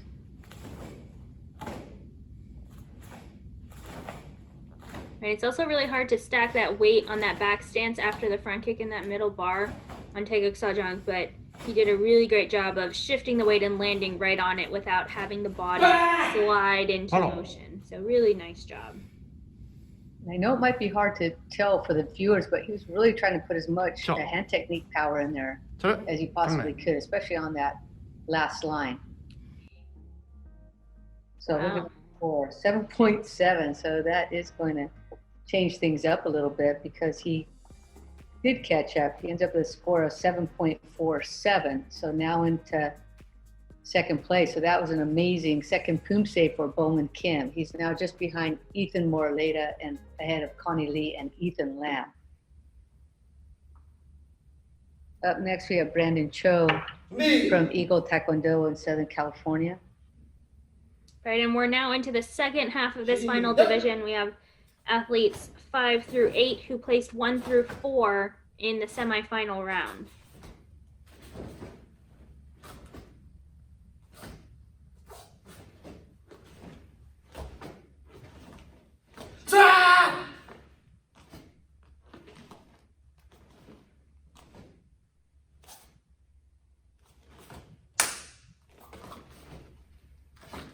Well, Brandon looks totally in control during this choreo.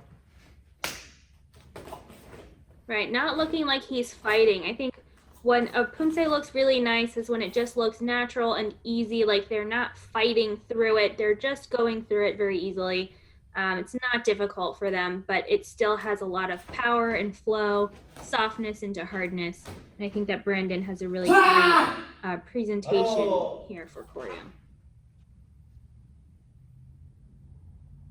Sure. So here we go. Our current high score is a 7.52, and Brandon gets a 7.63. And I don't think we've had too much consistency of choreo versus Taeguk 4, high versus low. So really, but it's anybody's game if you can pull out some good scores on either form. Right, well, Bowman Kim sure boosted his score up with this one. So let's see how Brandon does, if he can get even higher than the 7.63. Right, I would think that this one is technically not as difficult as choreo. There are those two side kicks, there are these weird stances, but you know, it's only the 4th Taeguk. It's pretty low compared to choreo. So they should be able to boost their score here with the second form. But you have to do something kind of special to make Taeguk 4 interesting after choreo. And I think Brandon did a good job at showing some good core motion, nice high kicks, and good control and volume of motion with hands. So after his first score of 7.63, Brandon Cho receives huge 7.8 and a big 7.72 as his final score. So easily into first place there above Ethan Morleda and Bowman Kim. We still have 3 athletes to go though, so it's still anybody's game. This is Hamza Qazi, and he had a fantastic preliminary round result. And then stayed strong in the semifinals, so let's see how he does. Right, he's one of the taller athletes. I remember thinking in the semis that, you know, he could be a senior any day now, looking nice and tall and strong. So I think that using that to his advantage in the semis to make it here into the finals. Side kicks aren't quite as high as some of the other athletes we've seen so far, but front kicks looking good, and he's definitely using his height to his advantage. Much cleaner landing on this side than the first side. Yeah, definitely. He doesn't have quite as much chamber to start off the side kick, so it looks like he's having trouble. Probably he could maybe even get it higher if he just had a bit more chamber in the kick. A good strong finish though for Hamza Qazi.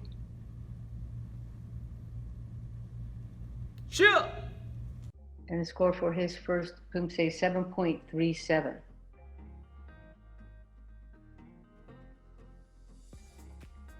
Other athletes have been able to boost up their score with Taeguk Sajang. Let's see what happens here.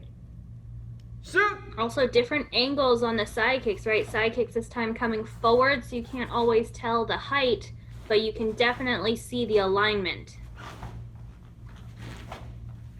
So nice alignment there. We couldn't tell exactly how high it was, but I think that that might work in his favor compared to a couple of these other athletes.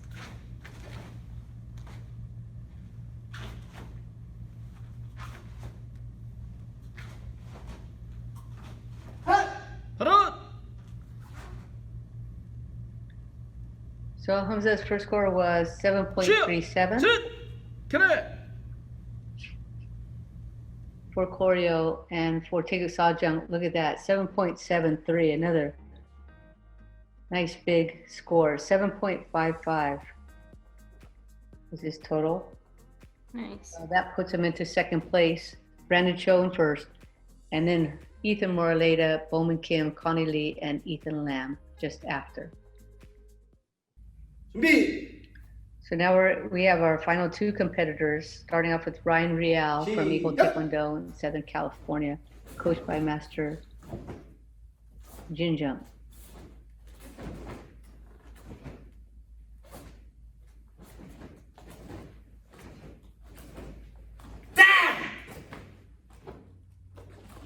Quick tempo here coming forward. Elbows came out just a little bit on those front kicks on the way forward, but he's kicking high, so you got to get those hands out of the way.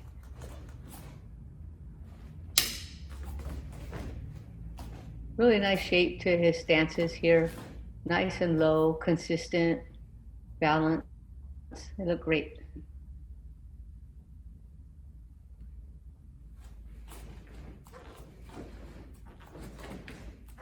That line there is one you often talk about, Miyako, is still needing to be able to express power because the athlete's not facing the camera anymore. So even though the back is turned, they still have to be able to express that. Look at that huge score, 7.9. Massive score. And consistent across all 3 judges as well. So I don't know, if we're starting at a 7.9 on choreo, Coach Brand. Where are we gonna go on Taeguk Sajang here on this score? Are we gonna hit that 8? You know, I hate to give Ryan pressure as he's watching this, but I'm thinking, are we gonna hit that mark?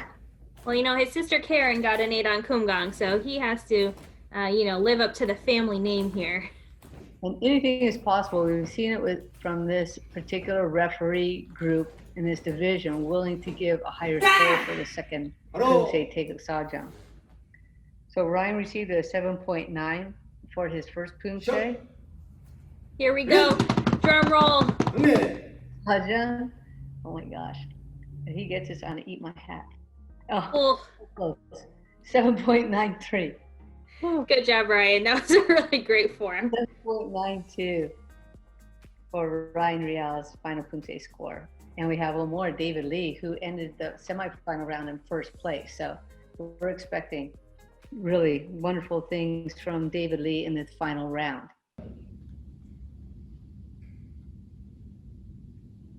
준비.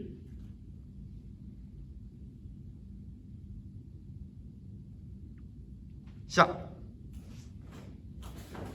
David Lee's a 2020 national team member. And opening here with some really great double side kicks. Right, he's a current team member in the pair division and then already out in the individual division. He has some beautiful technique. Really gives himself time to show off full volume of every motion. Right, with some nice breaths, right? In between, just pause and breathe. Nice deep front stance. Geez, I don't know how he landed that stance and moved out of it. Wider on the horse stance or the front stance. He's almost like to the point where it just might be a little bit off balance, but man, he holds on to it.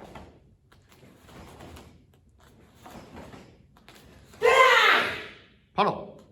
It's a really great performance. We might see here an 8. Are we? Oh, 7.87. It is just underneath Ryan Real's score.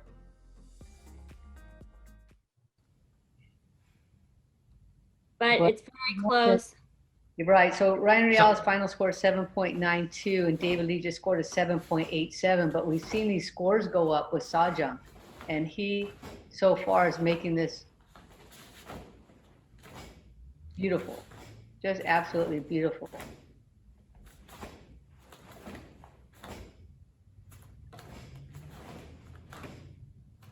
Really smooth transitions from side to side, real consistent height through all the stances, real clean technique.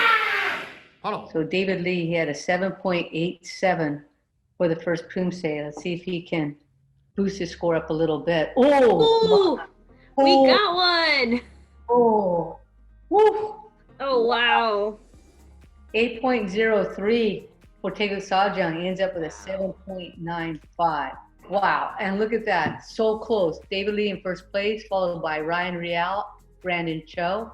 All of them look fantastic. Hi, I'm Sean Wallace. And I'm Cassidy Wallace. And we qualified for the 2020 national team for 18 plus freestyle team division. Let's see, making the national team was honestly amazing. We haven't been competing in the sport for too long. We started doing Taekwondo probably 16 years ago. And we actually switched styles in between that. So it's been really a tough transition for us. But it was a weird feeling, being able to compete in such a large auditorium, getting to perform all of our skills and everything just kind of sort of meshing together. It really just illustrates how important that team dynamic is for us, at least. Yeah, I think the main thing with our experience is just having the support of our team. Like, I'm on the Team M Taekwondo Community Poomsae program, and Sean's on Team M Taekwondo. So I think without the coaches and the team that we've had over the past couple of years, I don't think we would have made it this far. Definitely not would have made it onto the national team. So we're very thankful to all our teammates, specifically those on our freestyle team. So we had Sir Eddie, Stephanie Fausto, Miss Kelsey Ha, Sir Alex Tu. Yeah, and then us, so the team of 6. We can count.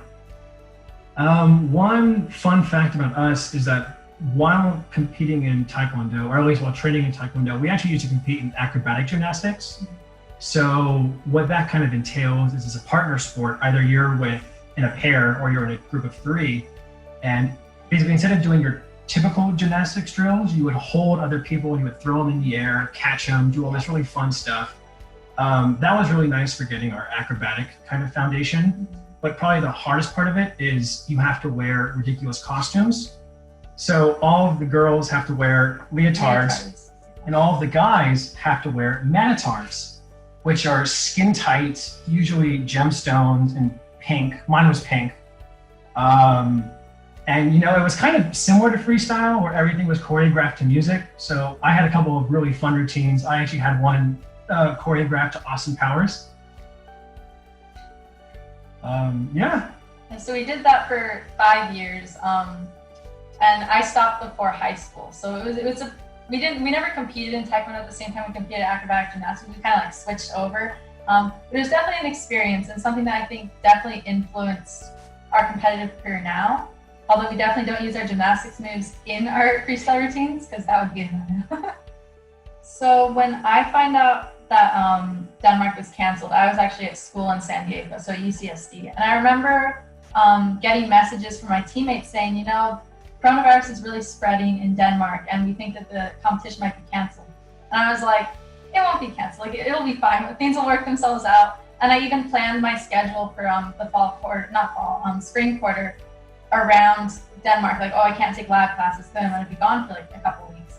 And then we go, and at the end of my winter quarter, I find out that Denmark has been canceled and that my spring quarter was also canceled and moved remotely.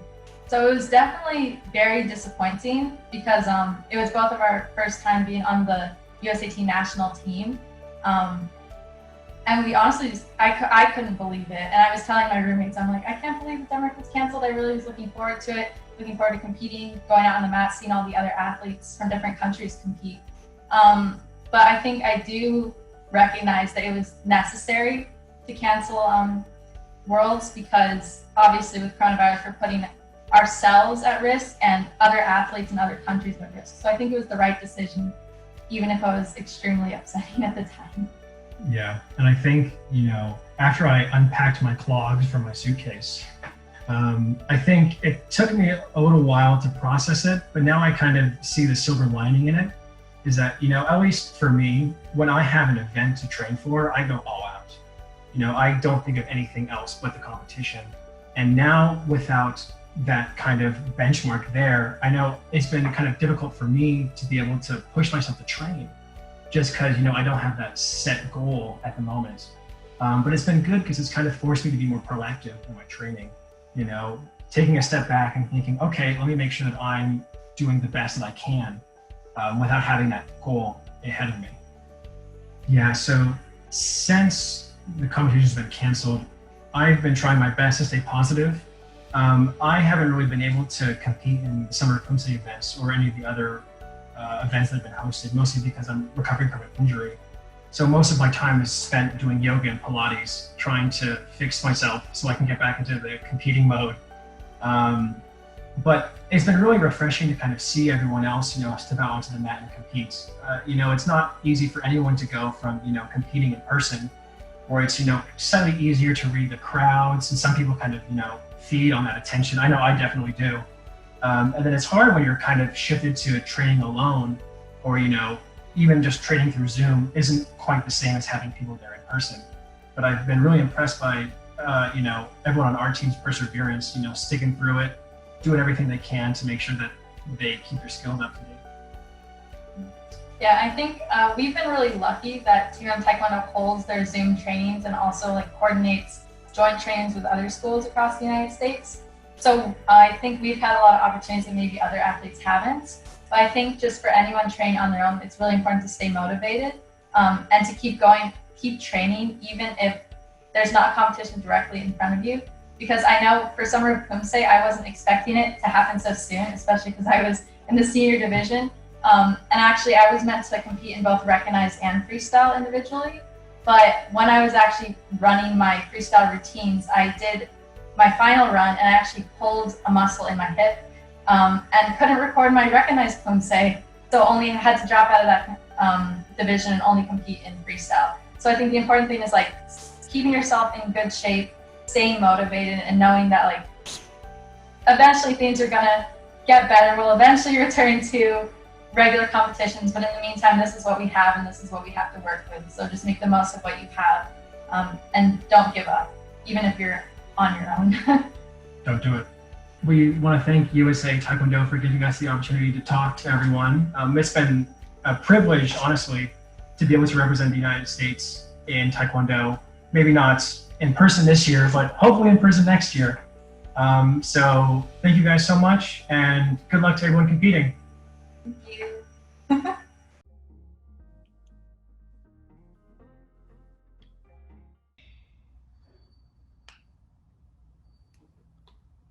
준비. Okay, and here we go with the junior female black belt final division. Stop. Our first competitor is Samantha Valdez.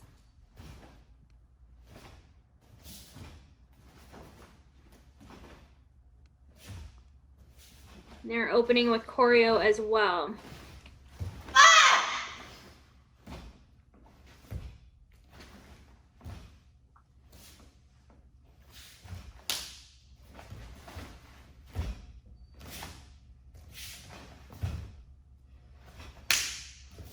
It's really fun to be able to see the junior female black belts do the same Poomsae as the junior male black belts just did. Kind of compare and see all the similarities in technique they do. Maybe those of you who are viewing can pick up some little tricks as you go, seeing some things that they're applying in their Poomsae that maybe you want to steal and put into yours too. So she received a score of 6.83 for her first Poomsae.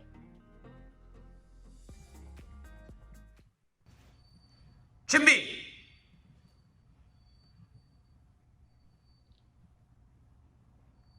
시작.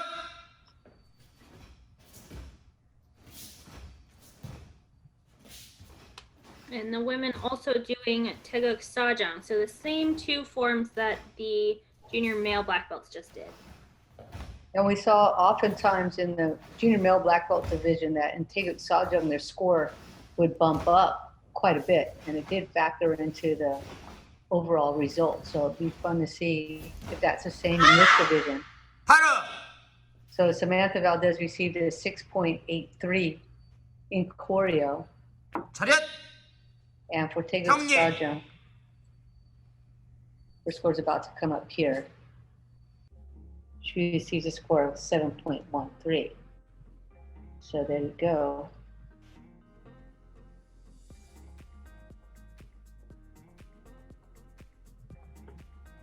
So her total Poomsae score is going to be 6.98 for the two.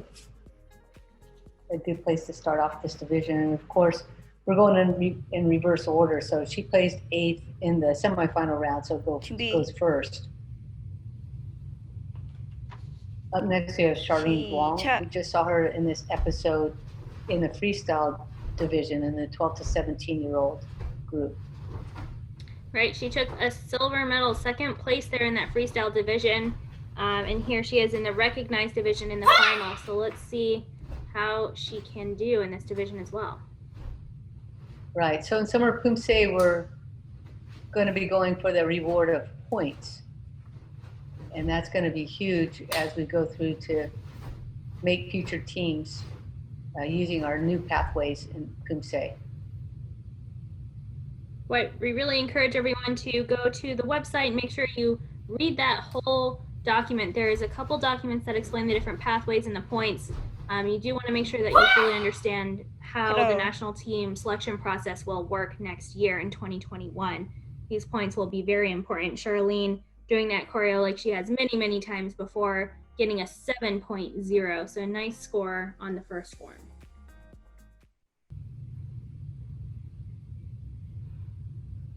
시작.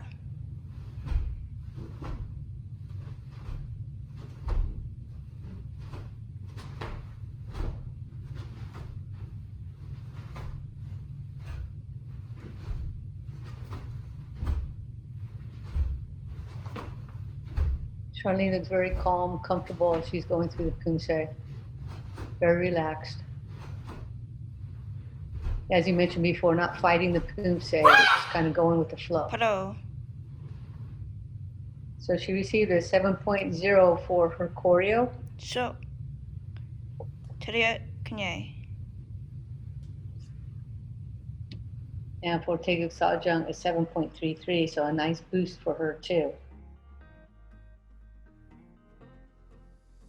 And 7.16, so we'll see if this trend continues throughout the entire division of a slightly higher Taeguk Sajang score. So she's in the first place now, followed by Samantha Valdez. 정예. So up next we have Grace Rue. 준비. 시작.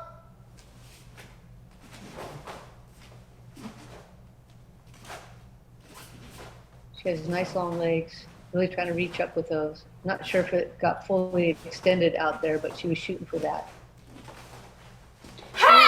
her base leg isn't quite getting to full extension. I feel like on both the front kicks and on the side kicks, it's just a little bit soft. So if she could just really reach up and hold it, that one was nice.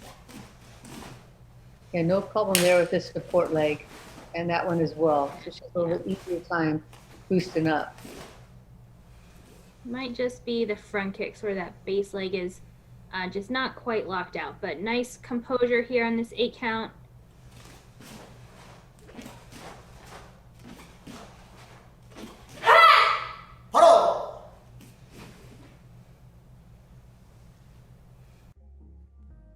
And she receives a score of 6.97 for the first one.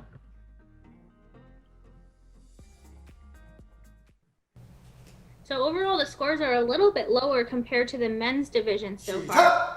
But I think that the women here are doing a really great job in this junior female black belt finals division. Well, we have a lot of very strong athletes in this division, just as we did in the junior male black belt division. So we just started now. Let's see if she can boost up her score and take a saw jump. This one looks a little bit easier for her. In terms of flow and connection, she seems to have a different level of comfort with this paper, as if she's done a few billion times. So 6.97 is what Grace received for her first Poomsae, and now 7.1 there. So there's that boost for the second one we've seen all along in the junior male division as well. So her total score is going to come at 7.03, and a little switch up here of the order. So Charlene Duong in first place, followed by Grace Rue and Samantha Valdez. What I mean by a switch up is, you know, we are going in reverse order.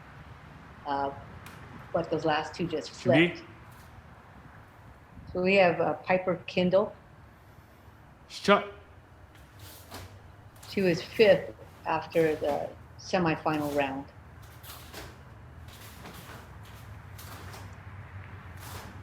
Right, Piper and Charlene both from M team. Really nice reach on that right front kick in particular.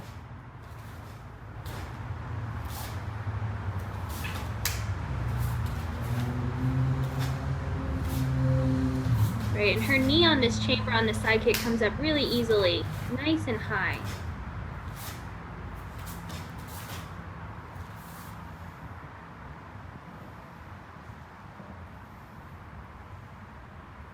It's nice to have that 8 count there to breathe before you go into that last bar. Really trying to push out some last power and lock out those stances. Hold up. Nice solid choreo from Piper Kindle. She receives a score of 7.27. That's a nice high score. Right, I believe that's the highest score that we've had for choreo so far in this division. Again, Piper came in 5th place from the semis, and here looks like she's trying to boost her way into the top 4.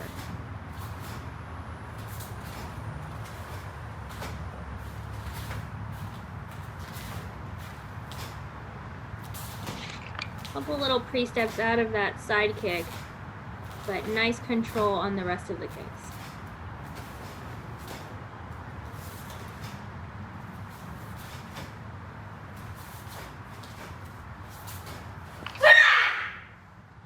Hold up.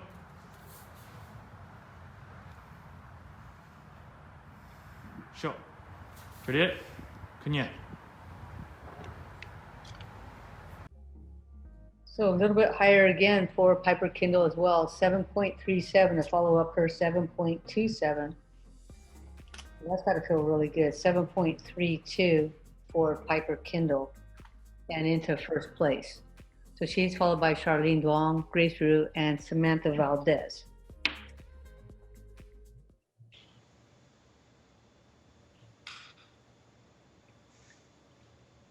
Up next, we have Allison Chon.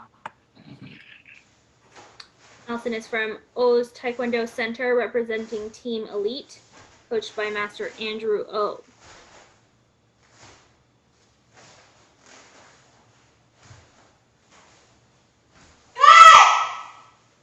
Talk about calm. She just looks really smooth. Her side kick alignment Very nice. Her first two are just beautiful. And these, she's really pushing up high, especially with the right.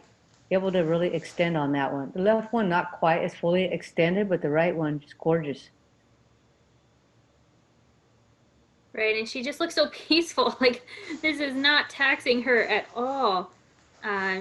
She just has a really great composure, really knows the framing of this room where she's able to get all those kicks in just to the edge of the camera, shooting those side kicks towards the ceiling, and gets here a 7.07 on her choreo.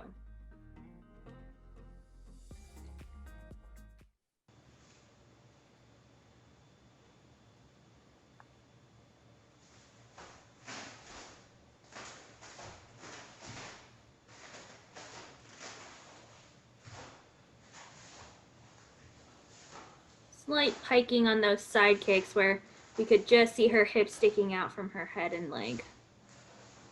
Yeah, that was tough. It was a little tough recovery after that second side kick as well. She tried to mask it. She did a pretty good job of that.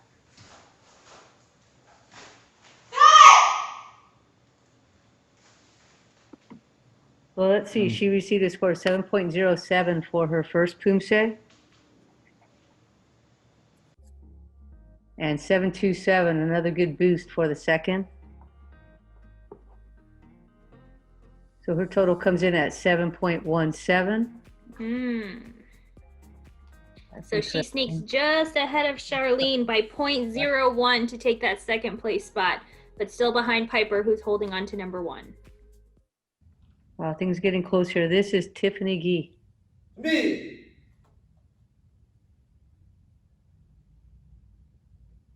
시작.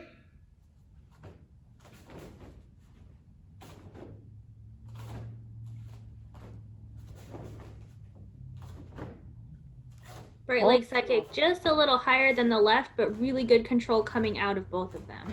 Right, all of the girls in this division have really good alignment on the side kick, really easy time extending up as high as they possibly can. And for the most part, no trouble retracting it and recovering with good balance. A really good job there. And nice knees out on those horse stances.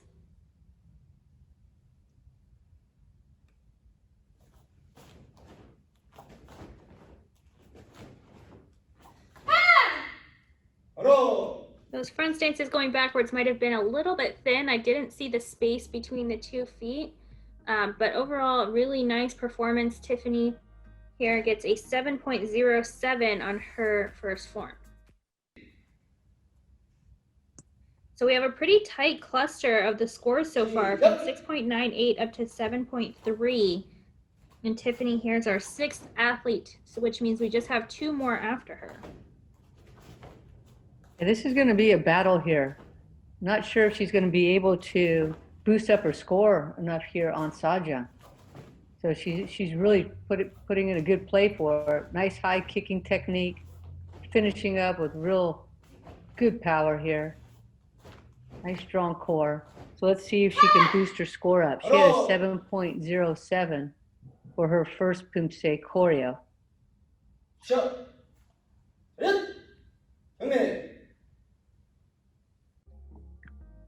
7.17.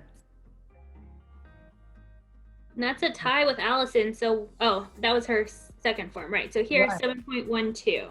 Yeah, so she dropped down a few places here and into 4th place. So, into 4th place behind Piper Kindle, Allison Chan, and Charlene Duong.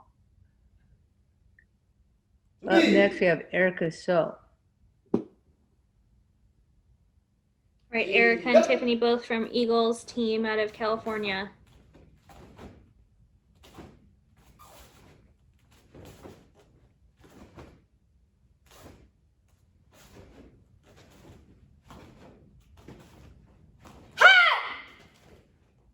Arms out just a little bit to the sides on those front kicks and that front line.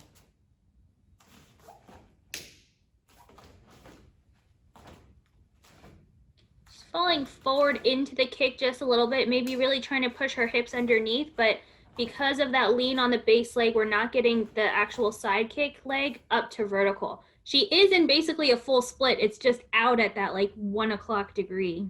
Right, and it's almost all the way extended, but just not quite all the way extended. Can't get as straight as she wants it to be. But just a few minor adjustments will get her there.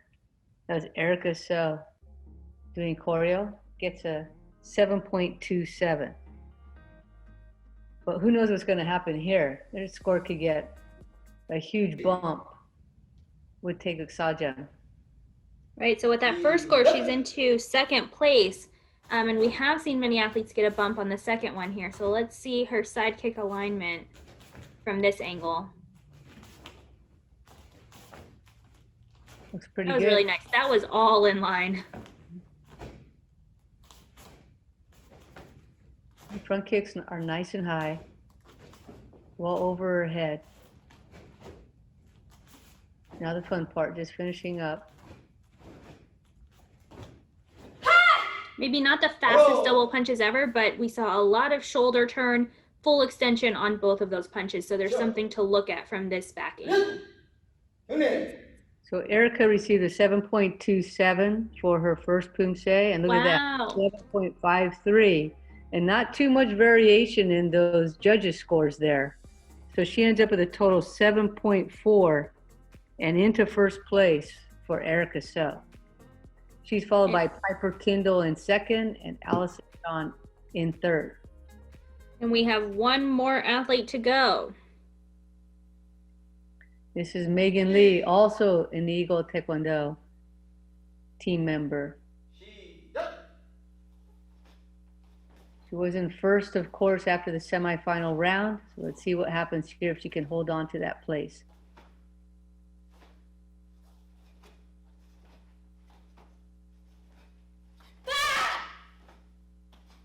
She also has some elbow movement on those front kicks. But again, when your leg is coming to your face, you have to know where to put your hands so that they're not moving out of the way at the last second.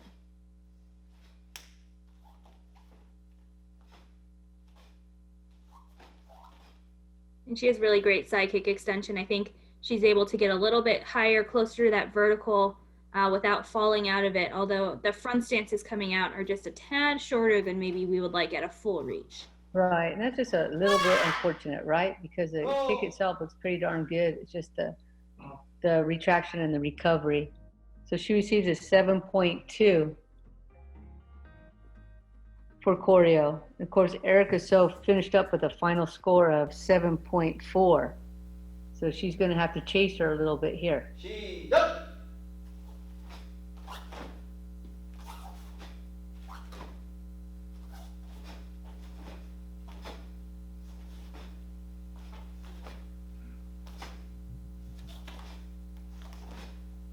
Looks very strong. And the recovery off of those side kicks on that front line were way more accurate and controlled.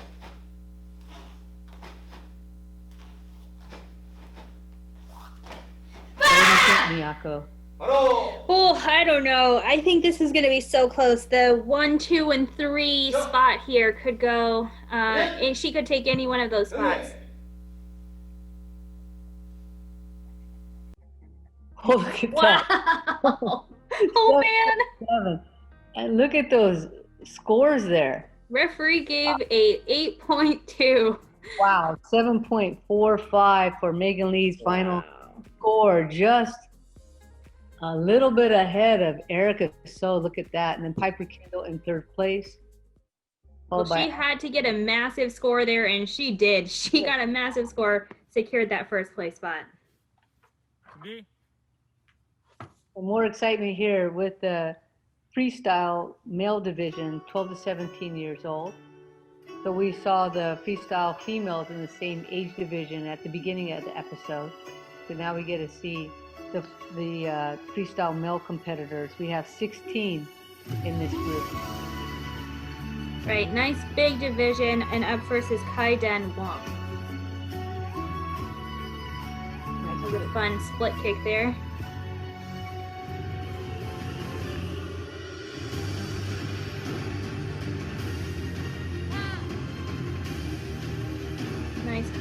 flying side kick.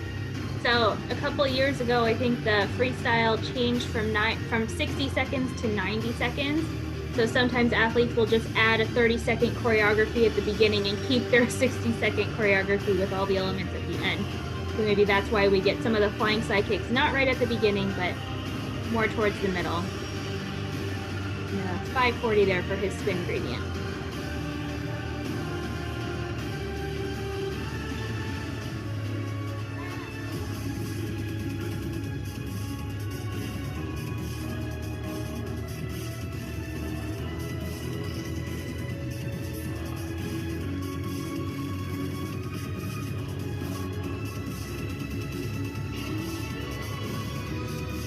A little bit of a hard landing there on his knee, trying to get those kicks out and just didn't quite get the rotation to land on his feet. But up and still going, so really nice way to finish out, nice and strong, even though he maybe didn't get the landing he was looking for. So freestyle is really hard, you guys. It is not easy, especially with that acrobatic there at the end. Right, I see where he's going with that though. A lot of good ideas for Caden Wong in his Freestyle Poomsae. 6.37 is his score. And you know, these athletes, they can go so many runs on this, but not as many probably as a recognized Poomsae athlete. You know, you can't do freestyle for hours and hours and hours and expect your, you know, great performances just to be back to back to back. So I'm sure he picked his best one out of the runs that he had that day. This is Jacob Gonzaga. Starting off nice. He had a ton of air on that XL.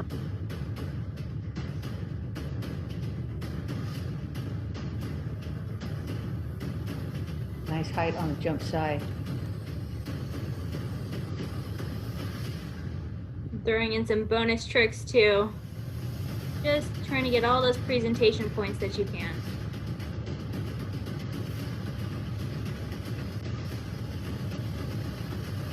Oh, that might have been 5, Coach Brand. You know, I really couldn't tell just because of the reception that I have here. So I'm hoping all the viewers were able to enjoy that and maybe run it back, watch it over and over again, and count them out. Jacob's a little bit of a taller athlete in the division. So he has leg strength to go with that leg length, and it really pays off in those multiple kicks and gradient kicks. Right, and he had a 900 above the belt there, so that's a bigger rotation than we've seen from any of the girls, but I do think that we will get a bunch of guys here throwing that 900 for points.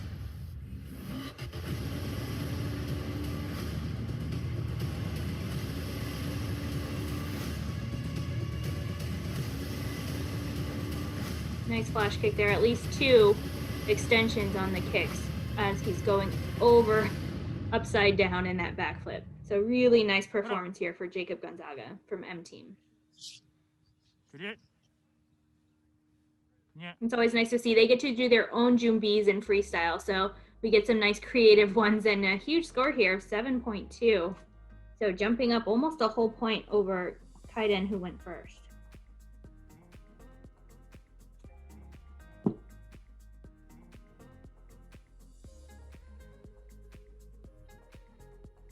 So Jacob takes an early lead here with a 7.2.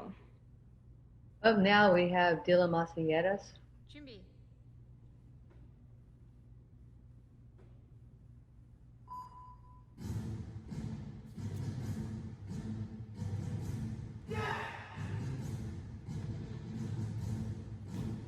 Oh, that was nice. So that was a backflip with a full twist in it.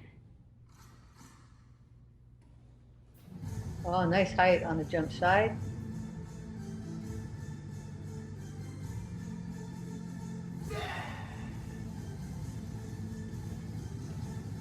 Oh, and nice. I think again he's trying for 5. Again, our frame rate isn't the best, but I'm trying to see which leg they start with and which one they're ending with, and that's a nice way to know whether it's going to be an odd number of kicks or even number.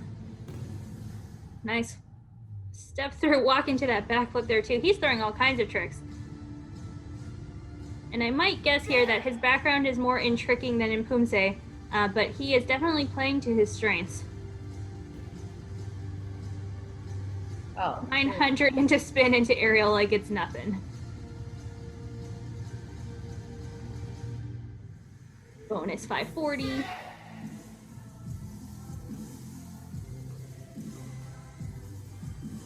Get some height even on the sparring run. It's a great venue too. Look at this dojang with all those big windows, nice big space. Got a lot of space. Went with the X out there. Oh, here's the real run. Nice flash.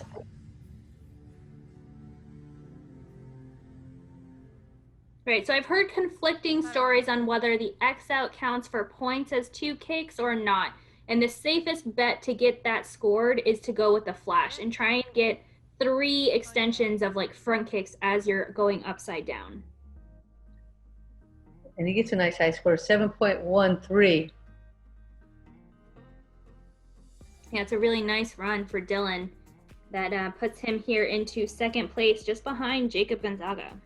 But we're early on in the division. We have a total of 16 athletes in the 12 to 17 freestyle male final. This is Sean Mims.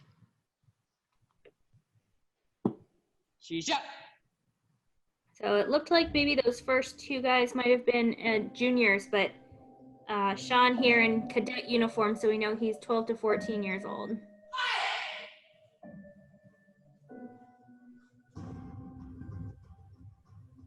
Got that flying side kick in, some nice choreography, really moving across the mat to open up some space. Yeah, this division is tough because it has such a large age span from 12 to 17 years old. And they're used to doing recognized in 12 to 14 or 15 to 17. So quite a variance in body type, body size in this division. Right, and then once you get into the seniors, that was fancy. Little low kick into a butterfly. Once you get into the seniors, it's just 18 plus. So you could be any age over 18 to be in that freestyle senior division.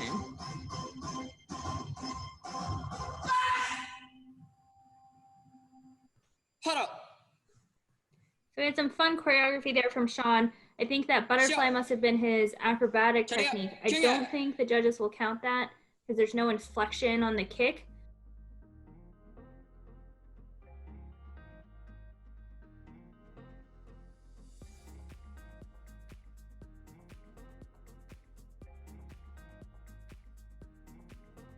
His final score was a 4.63, and that puts him into 4th place.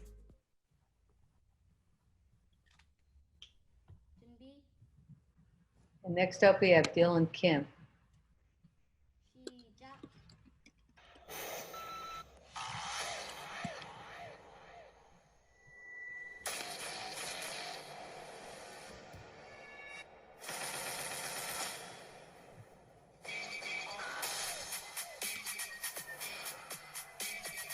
So we saw Dylan Kim compete in the cadet recognized division. So now here we're able to see that nice Poomsae coming through in his freestyle run.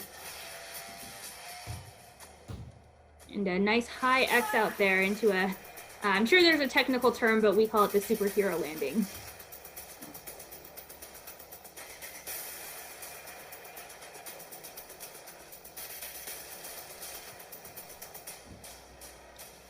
I think that was 4 front kicks. Again, you guys will have to slow it down, watch on your TVs.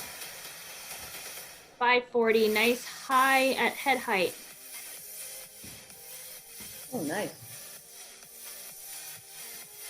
So Dylan Kim placed 3rd in the recognized Poomsae division. So it's really in the cadet division. So it's really fun that he's choosing to do both.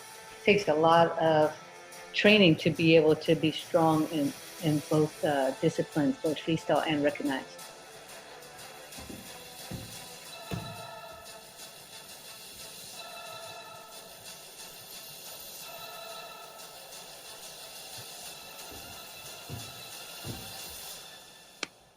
Wow, so you know, it helps to be 12 to 14 years old and have lots of energy because you can just throw 2 backflips at the end of your form. I don't think that he had any flashes in there, so we didn't see any of the extensions on the back lip, but he gets a 5.93 for his combined score, so probably not getting that acrobatic score coming through. Again, so as we mentioned earlier, maybe the idea is there, right? And he'll be able to fill that in coming up here with just a little bit more training. Right, he has a few more years in this division too, so lots of time to grow into it, and then of course continue along as a senior.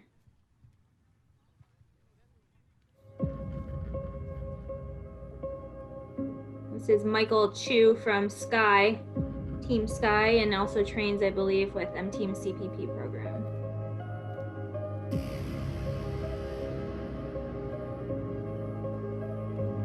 Nice air on the flying sidekick, wow.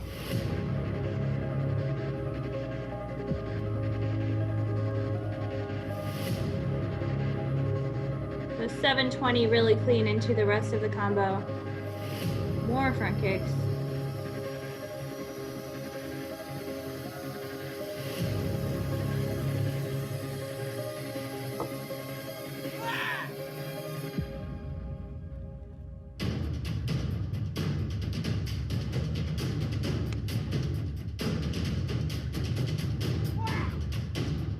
So he did a bonus 720 earlier, and then for his spin, pulled out a 900. A little bit low, but some really nice working through some of these moves to try and get those bonus points, and then throwing in another one just in case. I think we had at least 2 kicks there in that flash kick.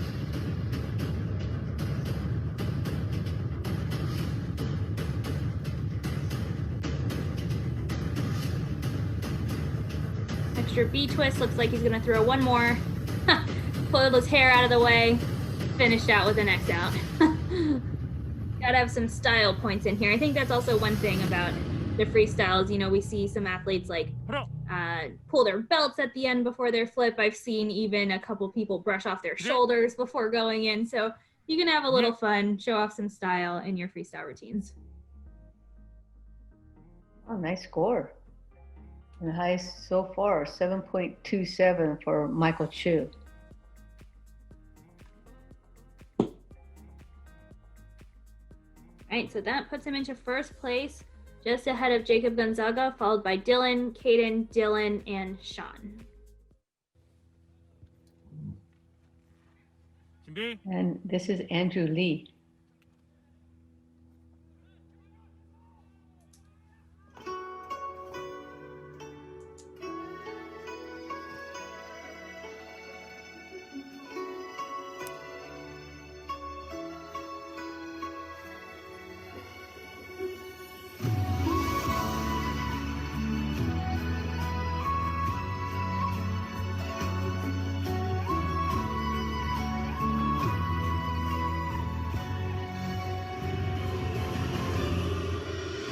So I don't want to call this the intro choreography, but it's sort of the fun, do some hand techniques, throw an aerial, and now we get started with our elements. There was the flying sidekick.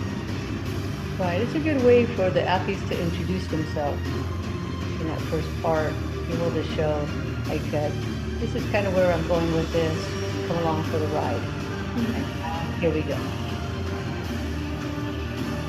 My frame rate is very poor, so I'm seeing some jitters on my screen, so I'm hoping, Miyako, that you have a little bit clearer view.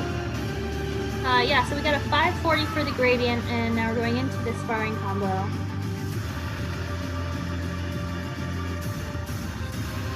So some of the kicks not quite getting above belt level, so those wouldn't count, but it's part of a sparring combo, so I think it'll be okay. And here, acrobatic of an aerial. Sometimes athletes are trying to keep up with the music, right? So they don't quite extend everything out as much as they hope to. Maybe they're just behind the music or just ahead of it, so they have to make little adjustments as they go. Right, and that musicality part is such a big part of freestyle. You want to be on the beat, making sure that you're hitting your moves with the notes coming through. So Andrew here getting a 5.63 for his freestyle routine.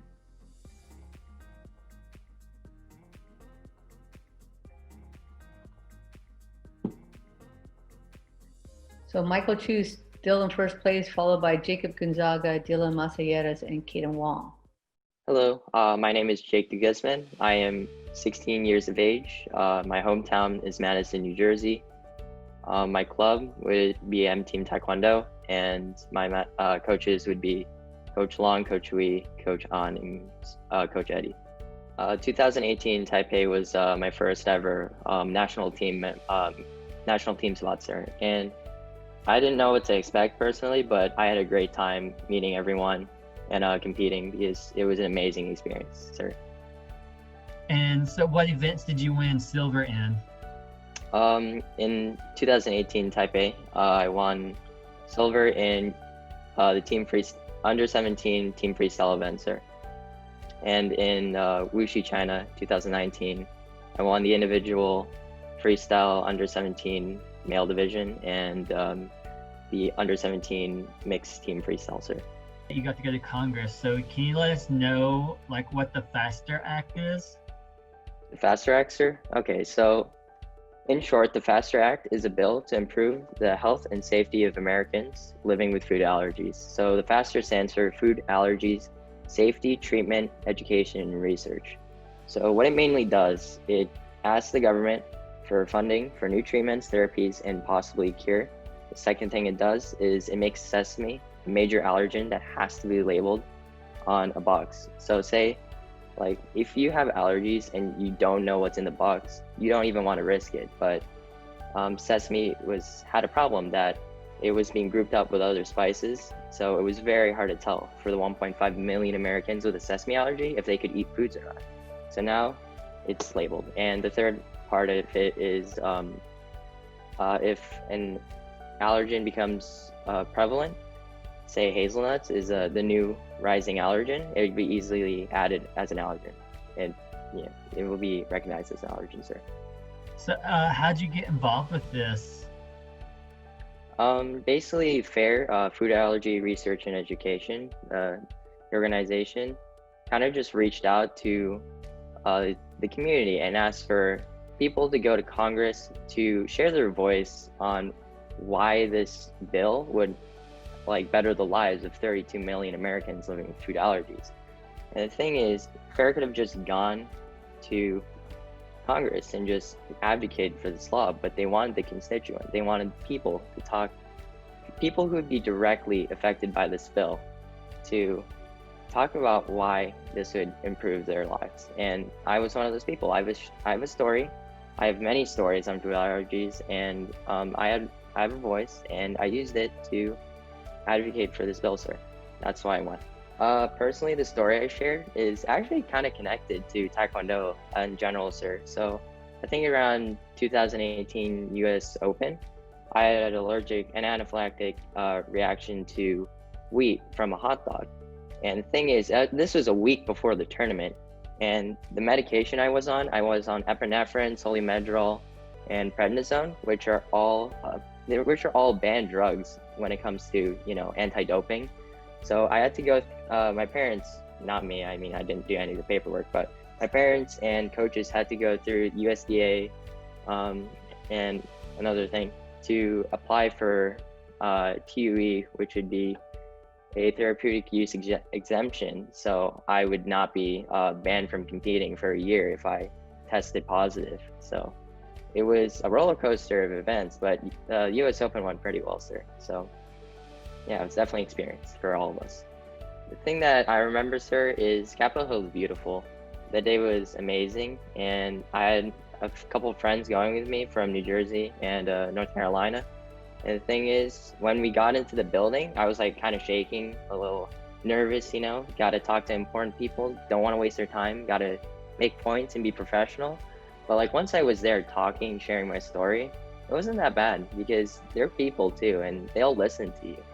And once they sort of understand where you're coming from and once you advocate, yeah, they understand and they can understand this bill too. And yeah, it was not so bad after the first few people I'd talked to, sir.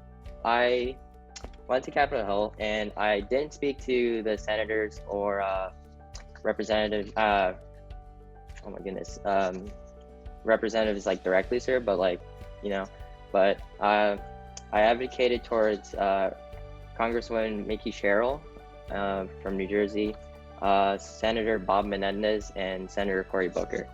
So Mickey Sherrill is already on board with the FASTER Act. She was already a co-sponsor.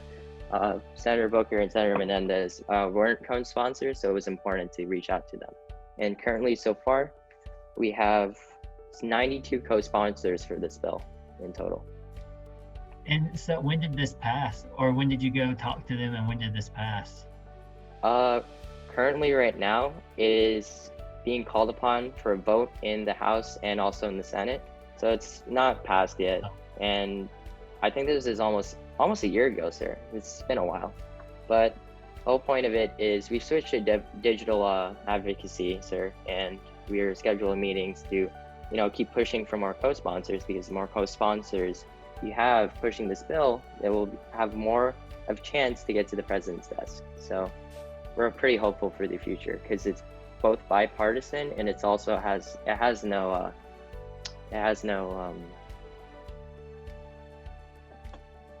there's no controversy, sir. Yeah, wow, I blanked out. Okay. To go over why I did this, right? It's to tell a story. It's to use your voice, because everyone has a voice and a story. And if you believe that you can make a change for the better of maybe yourself, a small group of people, or 32 million Americans like this case, then definitely you should be the one to step up. So yeah, that's my story. The Summer of Poomsae was the only online tournament I've competed in, sir. And a wise man once said that the price of perfection is infinite. And the thing is, right, I'm a perfectionist, and I had to record over like the span of 3 days, and it took a while for it to get the perfect run. And whenever I keep watching runs over and over again, I always find flaws with it, but sometimes you just gotta accept that this is good enough. And yeah, I'm pretty happy with the run I pulled off, and I can't wait for it to air, sir. 준비.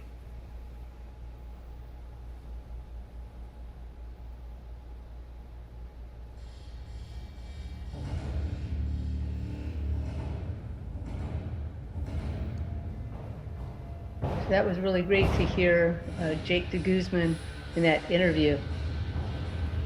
Such a mature young man at such a young age.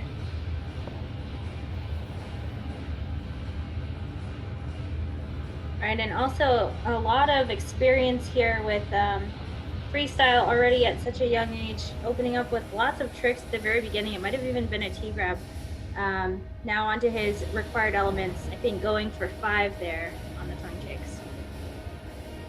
Well, he mentioned he's a perfectionist, and it took him some time over the course of a few days in order to feel satisfied with his performance.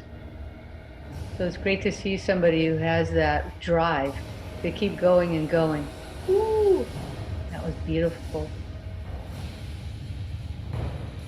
So I think that was a 900 and one of the highest ones that we've seen. He was up to head level. We've seen some barely getting up to waist. So definitely showing here how he got that medal in Taipei at the World Championships.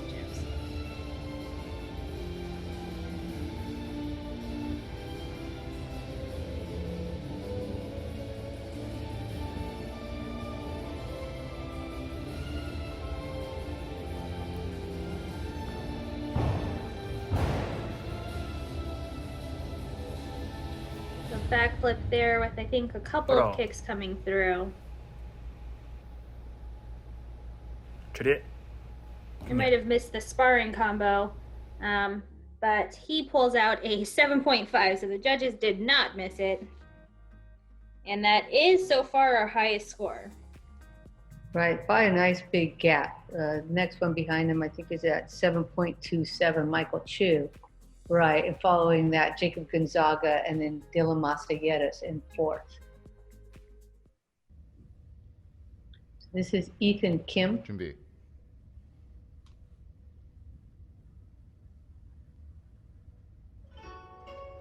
Usually at a big event, we have a mat that's nice and clear of any kind of obstacle. Here, he's going to have to work around a couple there of those 2 pillars. Right, we've seen some athletes are doing it outside on grass.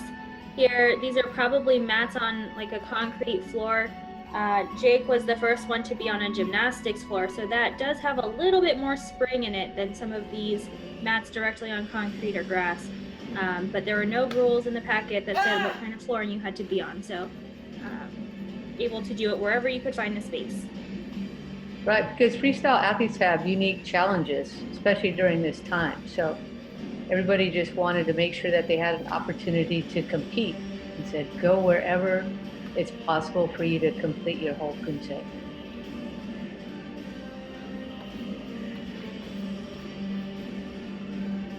So Ethan there, 540 for his gradient turn. Setting up for sparring here.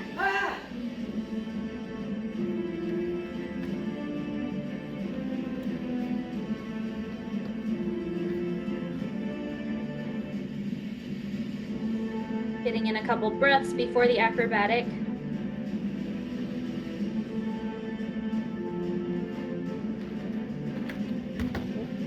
Little aerial.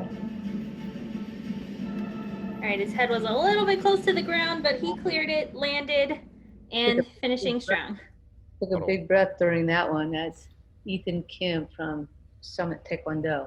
Sure. 차렷, 경례. And ending up with a 5.67. So we have some pretty big variation in the scores, not all clumped together, that's for sure.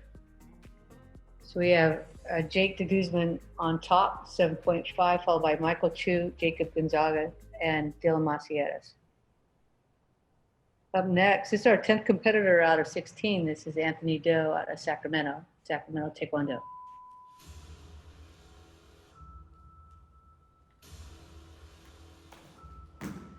Oh, another T-grab to open up. It's always fun that you know, they get to work on different tricks and then throw out what they're working on. And I know that when these guys get together, it's just such a great atmosphere. All the trickers want to try out new combos and see what the other guys are working on. So getting to go to tournaments is always fun with the freestyle group.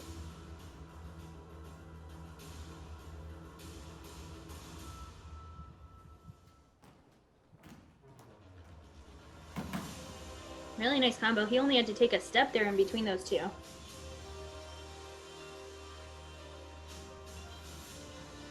And so Coach Brand, is this your athlete? It is. And do you help with choreography or do they all do their own choreography? Well, in this case, Anthony did his own choreography. Depends on the athlete, right, how comfortable they are with that. But Anthony took care of all of this. He has fun with it. He's a very musical person and enjoys the choreography aspect of freestyle.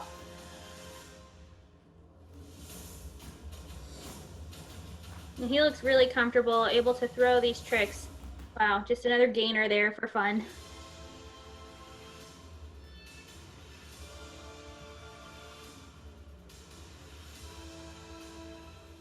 And setting up for his scored acrobatic. That was a double flash maybe. Finishing just in time. So that was really nice. He had a lot of tricks in there for a cadet. We've seen some of the younger guys not having all those tricks, but he really had all of them. Didn't do too good of a job convincing the judges, however. He gets a score of 6.8 for that performance.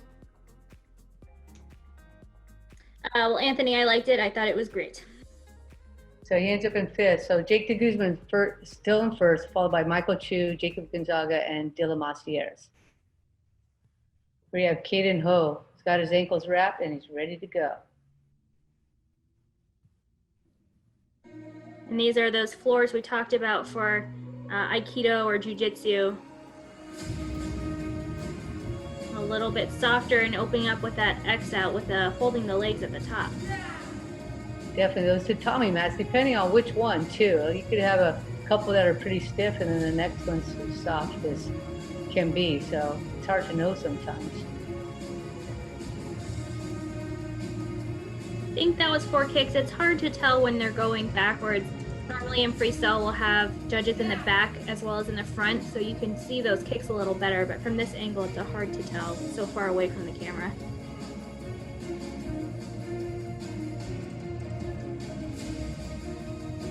He's really going for it here. He's a cadet, I believe, out of U.S. Taekwondo Center in Colorado.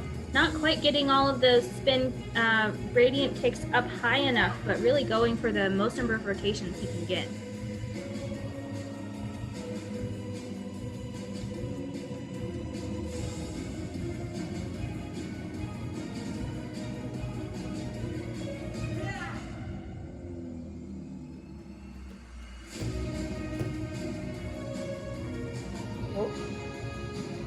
Just barely stayed in screen. I don't know if we'll get any deductions for that. He wasn't doing a technique at the time, but for a moment. Yeah, so we'll see here if the judges take off any scores for that. But for Cadet, again, lots of energy, trying to throw as many tricks and spins as he can. Caden Ho getting 4.97 for that performance. Again, a lot of good ideas, just wasn't able to extend all the kicks fully, nor the acrobatics. So here we have still Jacob de Guzman in first, followed by Michael Chu, Jacob Gonzaga, and Dylan Macieras. Anthony Doe and Caden Wong coming in the next two spots. This is Julian Gomez. We also saw Julian competing in the recognized Poomsae division.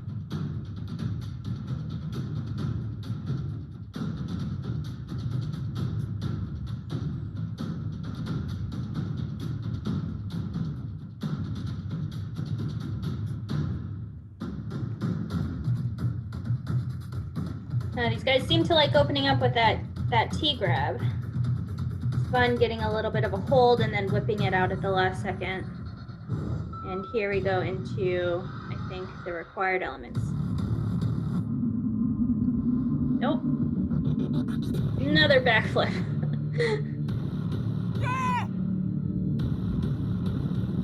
And there's our first element, that flying side kick.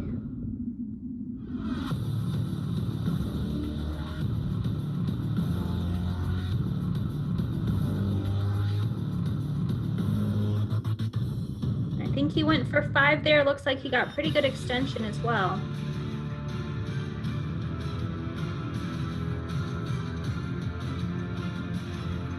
A little bit low on that 900, but went for it.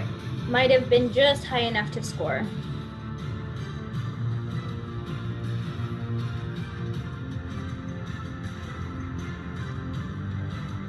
Big breath here.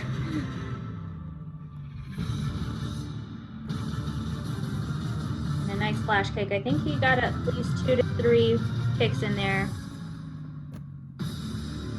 And an X out, landing down in that superhero pose and back up to the judges. So lots of tricks here.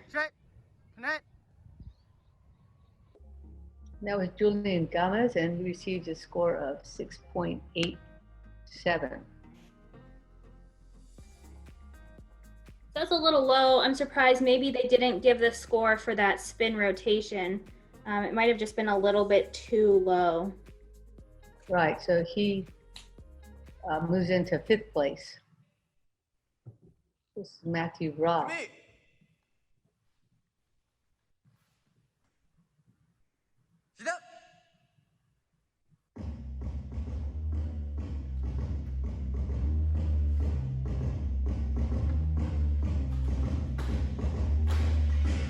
Seems to be a popular opening trick there, that Tarada grab.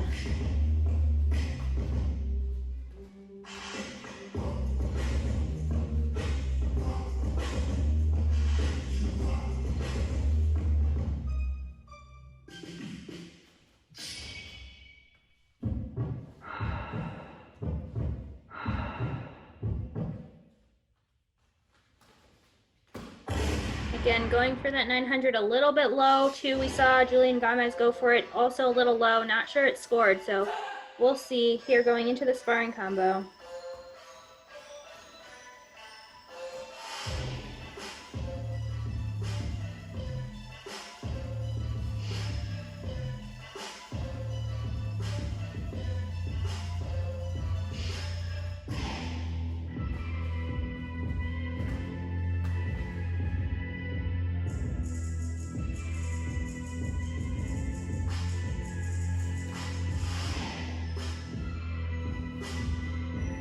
has some really interesting choreography choices here.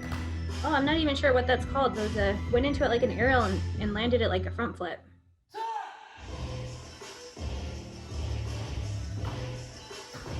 And then that flash with a couple extensions at the end. So this is really interesting. I don't think I've seen Matthew Raw before. I might have missed the first couple required elements.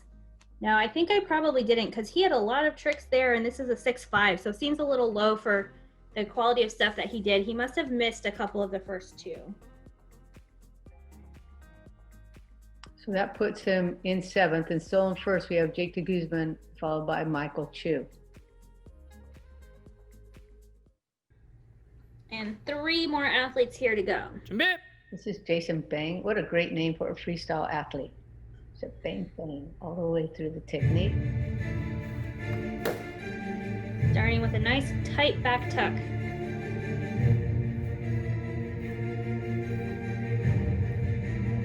Maybe we're seeing here not quite as comfortable with some of that traditional Poomsae techniques, but getting some good air on the flying side kick.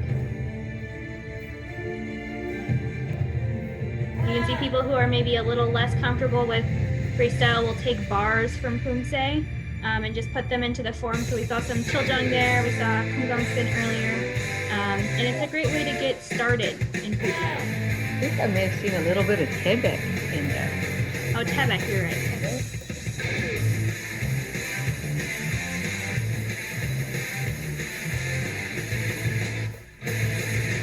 There's that 540 easily.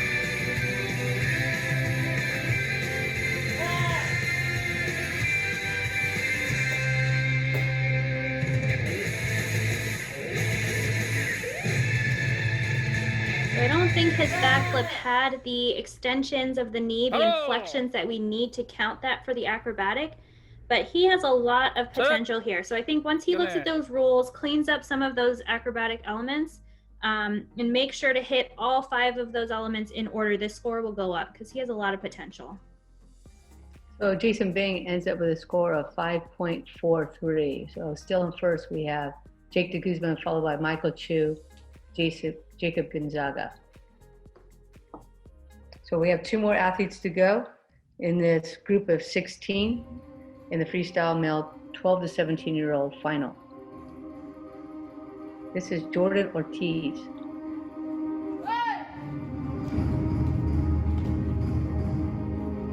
Opening up with some kicking, we don't usually see that. That's nice 540 there at the beginning, another kind of sparring combo. Lots of kicking here to open up. There's our first element, that flying side kick.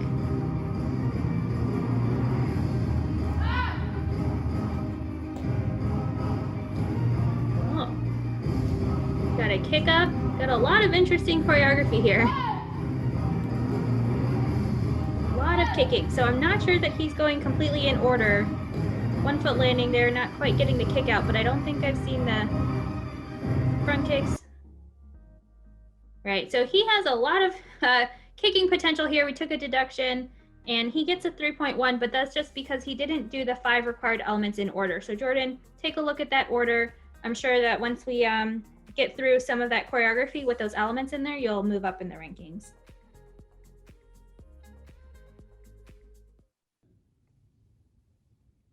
And our last competitor is David Lee. So we saw him earlier in the junior male black belt division, where he won the entire division. So it's kind of fun to see him in freestyle as well. Ooh, and stepped out of that a couple times, almost ran into the mirror, but caught himself with that T grab to open up. Nice high flying side kick.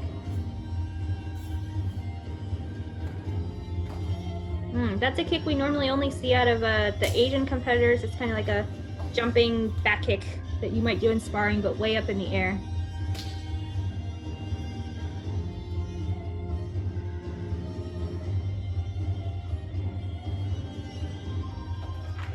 I think we went for 5. There's that great side kick we saw to win him that recognized division. Here's the spin. Gotta set up for it. Get everybody ready. Watch me. Here it go.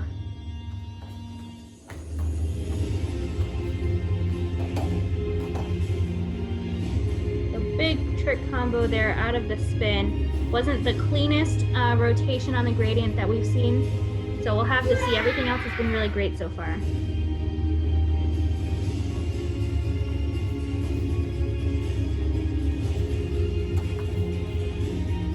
Ending that sparring combo with a 720.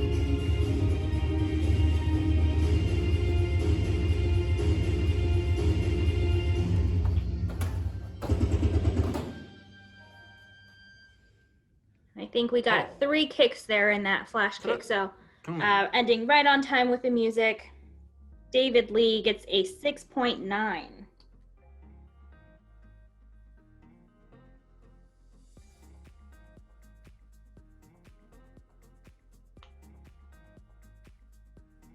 So here come our final standings. We have Jake de Guzman in first, followed by Michael Chu, Jacob Gonzaga, Dylan Macieres, David Lee, Julian Gomez, Anthony Doe, and Matthew Raw in the top 8.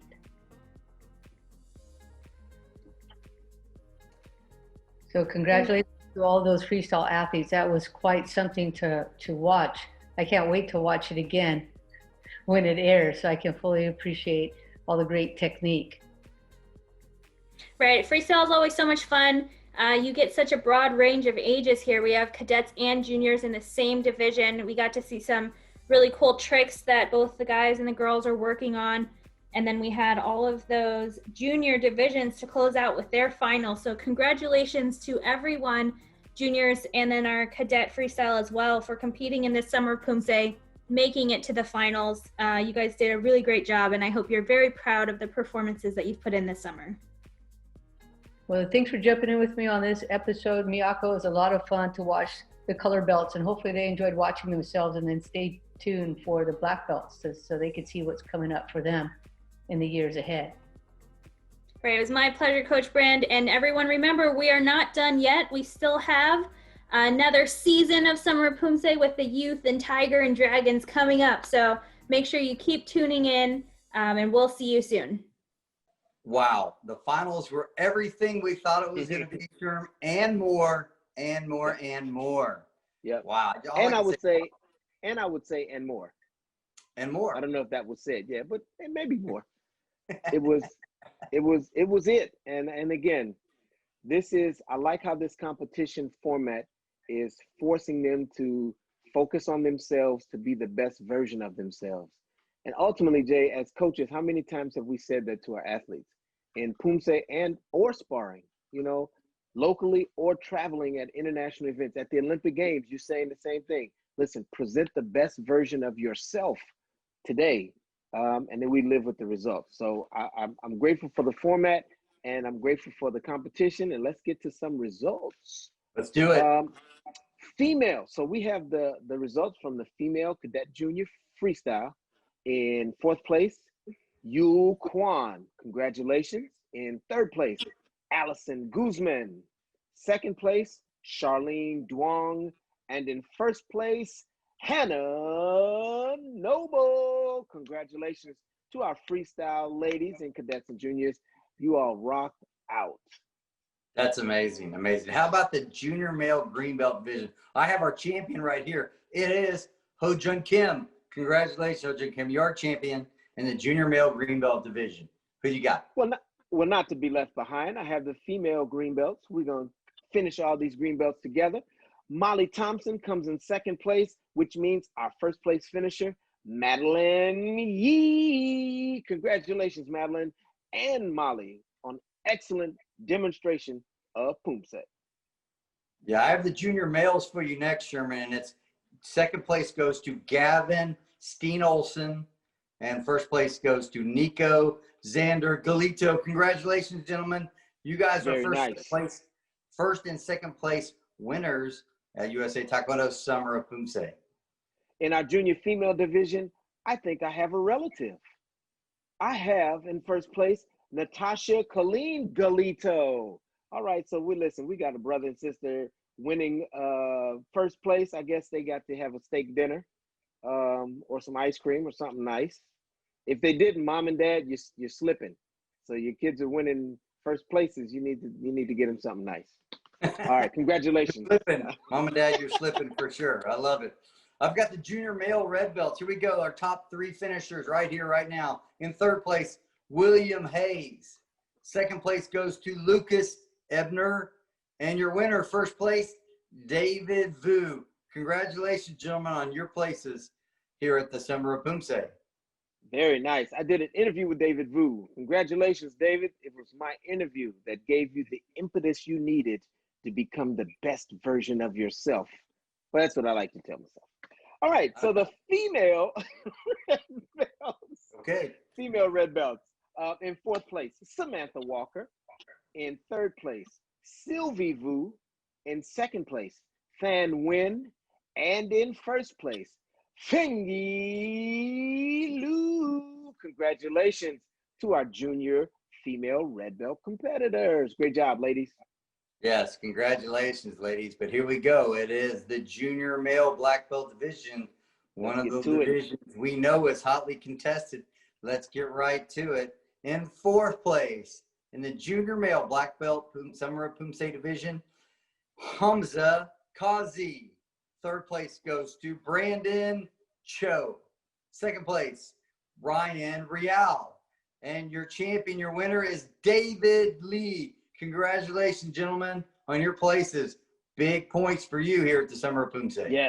Yes, congratulations. And the junior female black belts. In fourth place, Allison Chun. In third place, Piper Kendall. Second place goes to Erica So. And your first place finisher in the female junior black belt division, Megan Lee. Wow. Congratulations, ladies. Excellent work out there. Megan Lee continues to excel here in Poomsae. There's no question about that. Wow, just impressive. Hey, last but not least, Sherman, I have the freestyle male cadet and junior combined division. I told you this was going to be highly contested. Yeah. It was. Let's give you the winners right here, right now. In fourth place, it is Dylan Masaleras. In in third place, Jacob Gonzaga. Second place goes to Michael Chu. And the winner, your champion, Jake Evan Guzman. De Guzman. Wow. That was so competitive. Love watching the freestyle. I love to watch the freestyle. I could literally watch it, all day. I could watch the freestyle every day. Because it is the stuff that breaks the norm and allows them to express themselves. And I like the freedom of expression. So Jay, listen, we wrapped up another episode. That finishes our cadets and juniors. We still have more to come, but in 15 seconds, what's your thoughts on the Poomsae that you've seen so far from the adults and from these cadets and juniors? Well, for me, the present is amazing. The adults winning medals at the World Championships, now coming here to Summer of Poomsae and just excelling under these adverse conditions. But the future is really bright. And you can see it now. You can feel it. The cadets and juniors off the charts. I just want to say congratulations. Our future is bright here at USA Taekwondo. And I'm looking forward to seeing these athletes in real time, live on the mat, hopefully sooner than later. Yeah. I second it. You know we already are simpatico. If I could sum it up in one word, I'd say candy. Watching Poomsae is like watching a good pack of now and laters. We got good Poomsae now. We're gonna have good Poomsae later. Oh, I just punished it. I know. It's sinking in. I feel it. Yeah, well, I do that. I do that from time. But you guys be careful eating those now laters. They really get stuck in your teeth, man. They're brittle. They will rip a tooth out of your head. Yes, sir. Yes, they will. They're called extractors. All right, listen, this is Jason and Sherman, and we are having fun with you. We hope you are enjoying it, but don't go anywhere. Stay with USA Taekwondo. Listen, our organization is doing the very best they can to make sure that we stay connected. Even though we are physically distant, we're still socially and personally connected. So stay together. Again, this is Jason and Sherman. We're signing off. You have been chopped. The sky is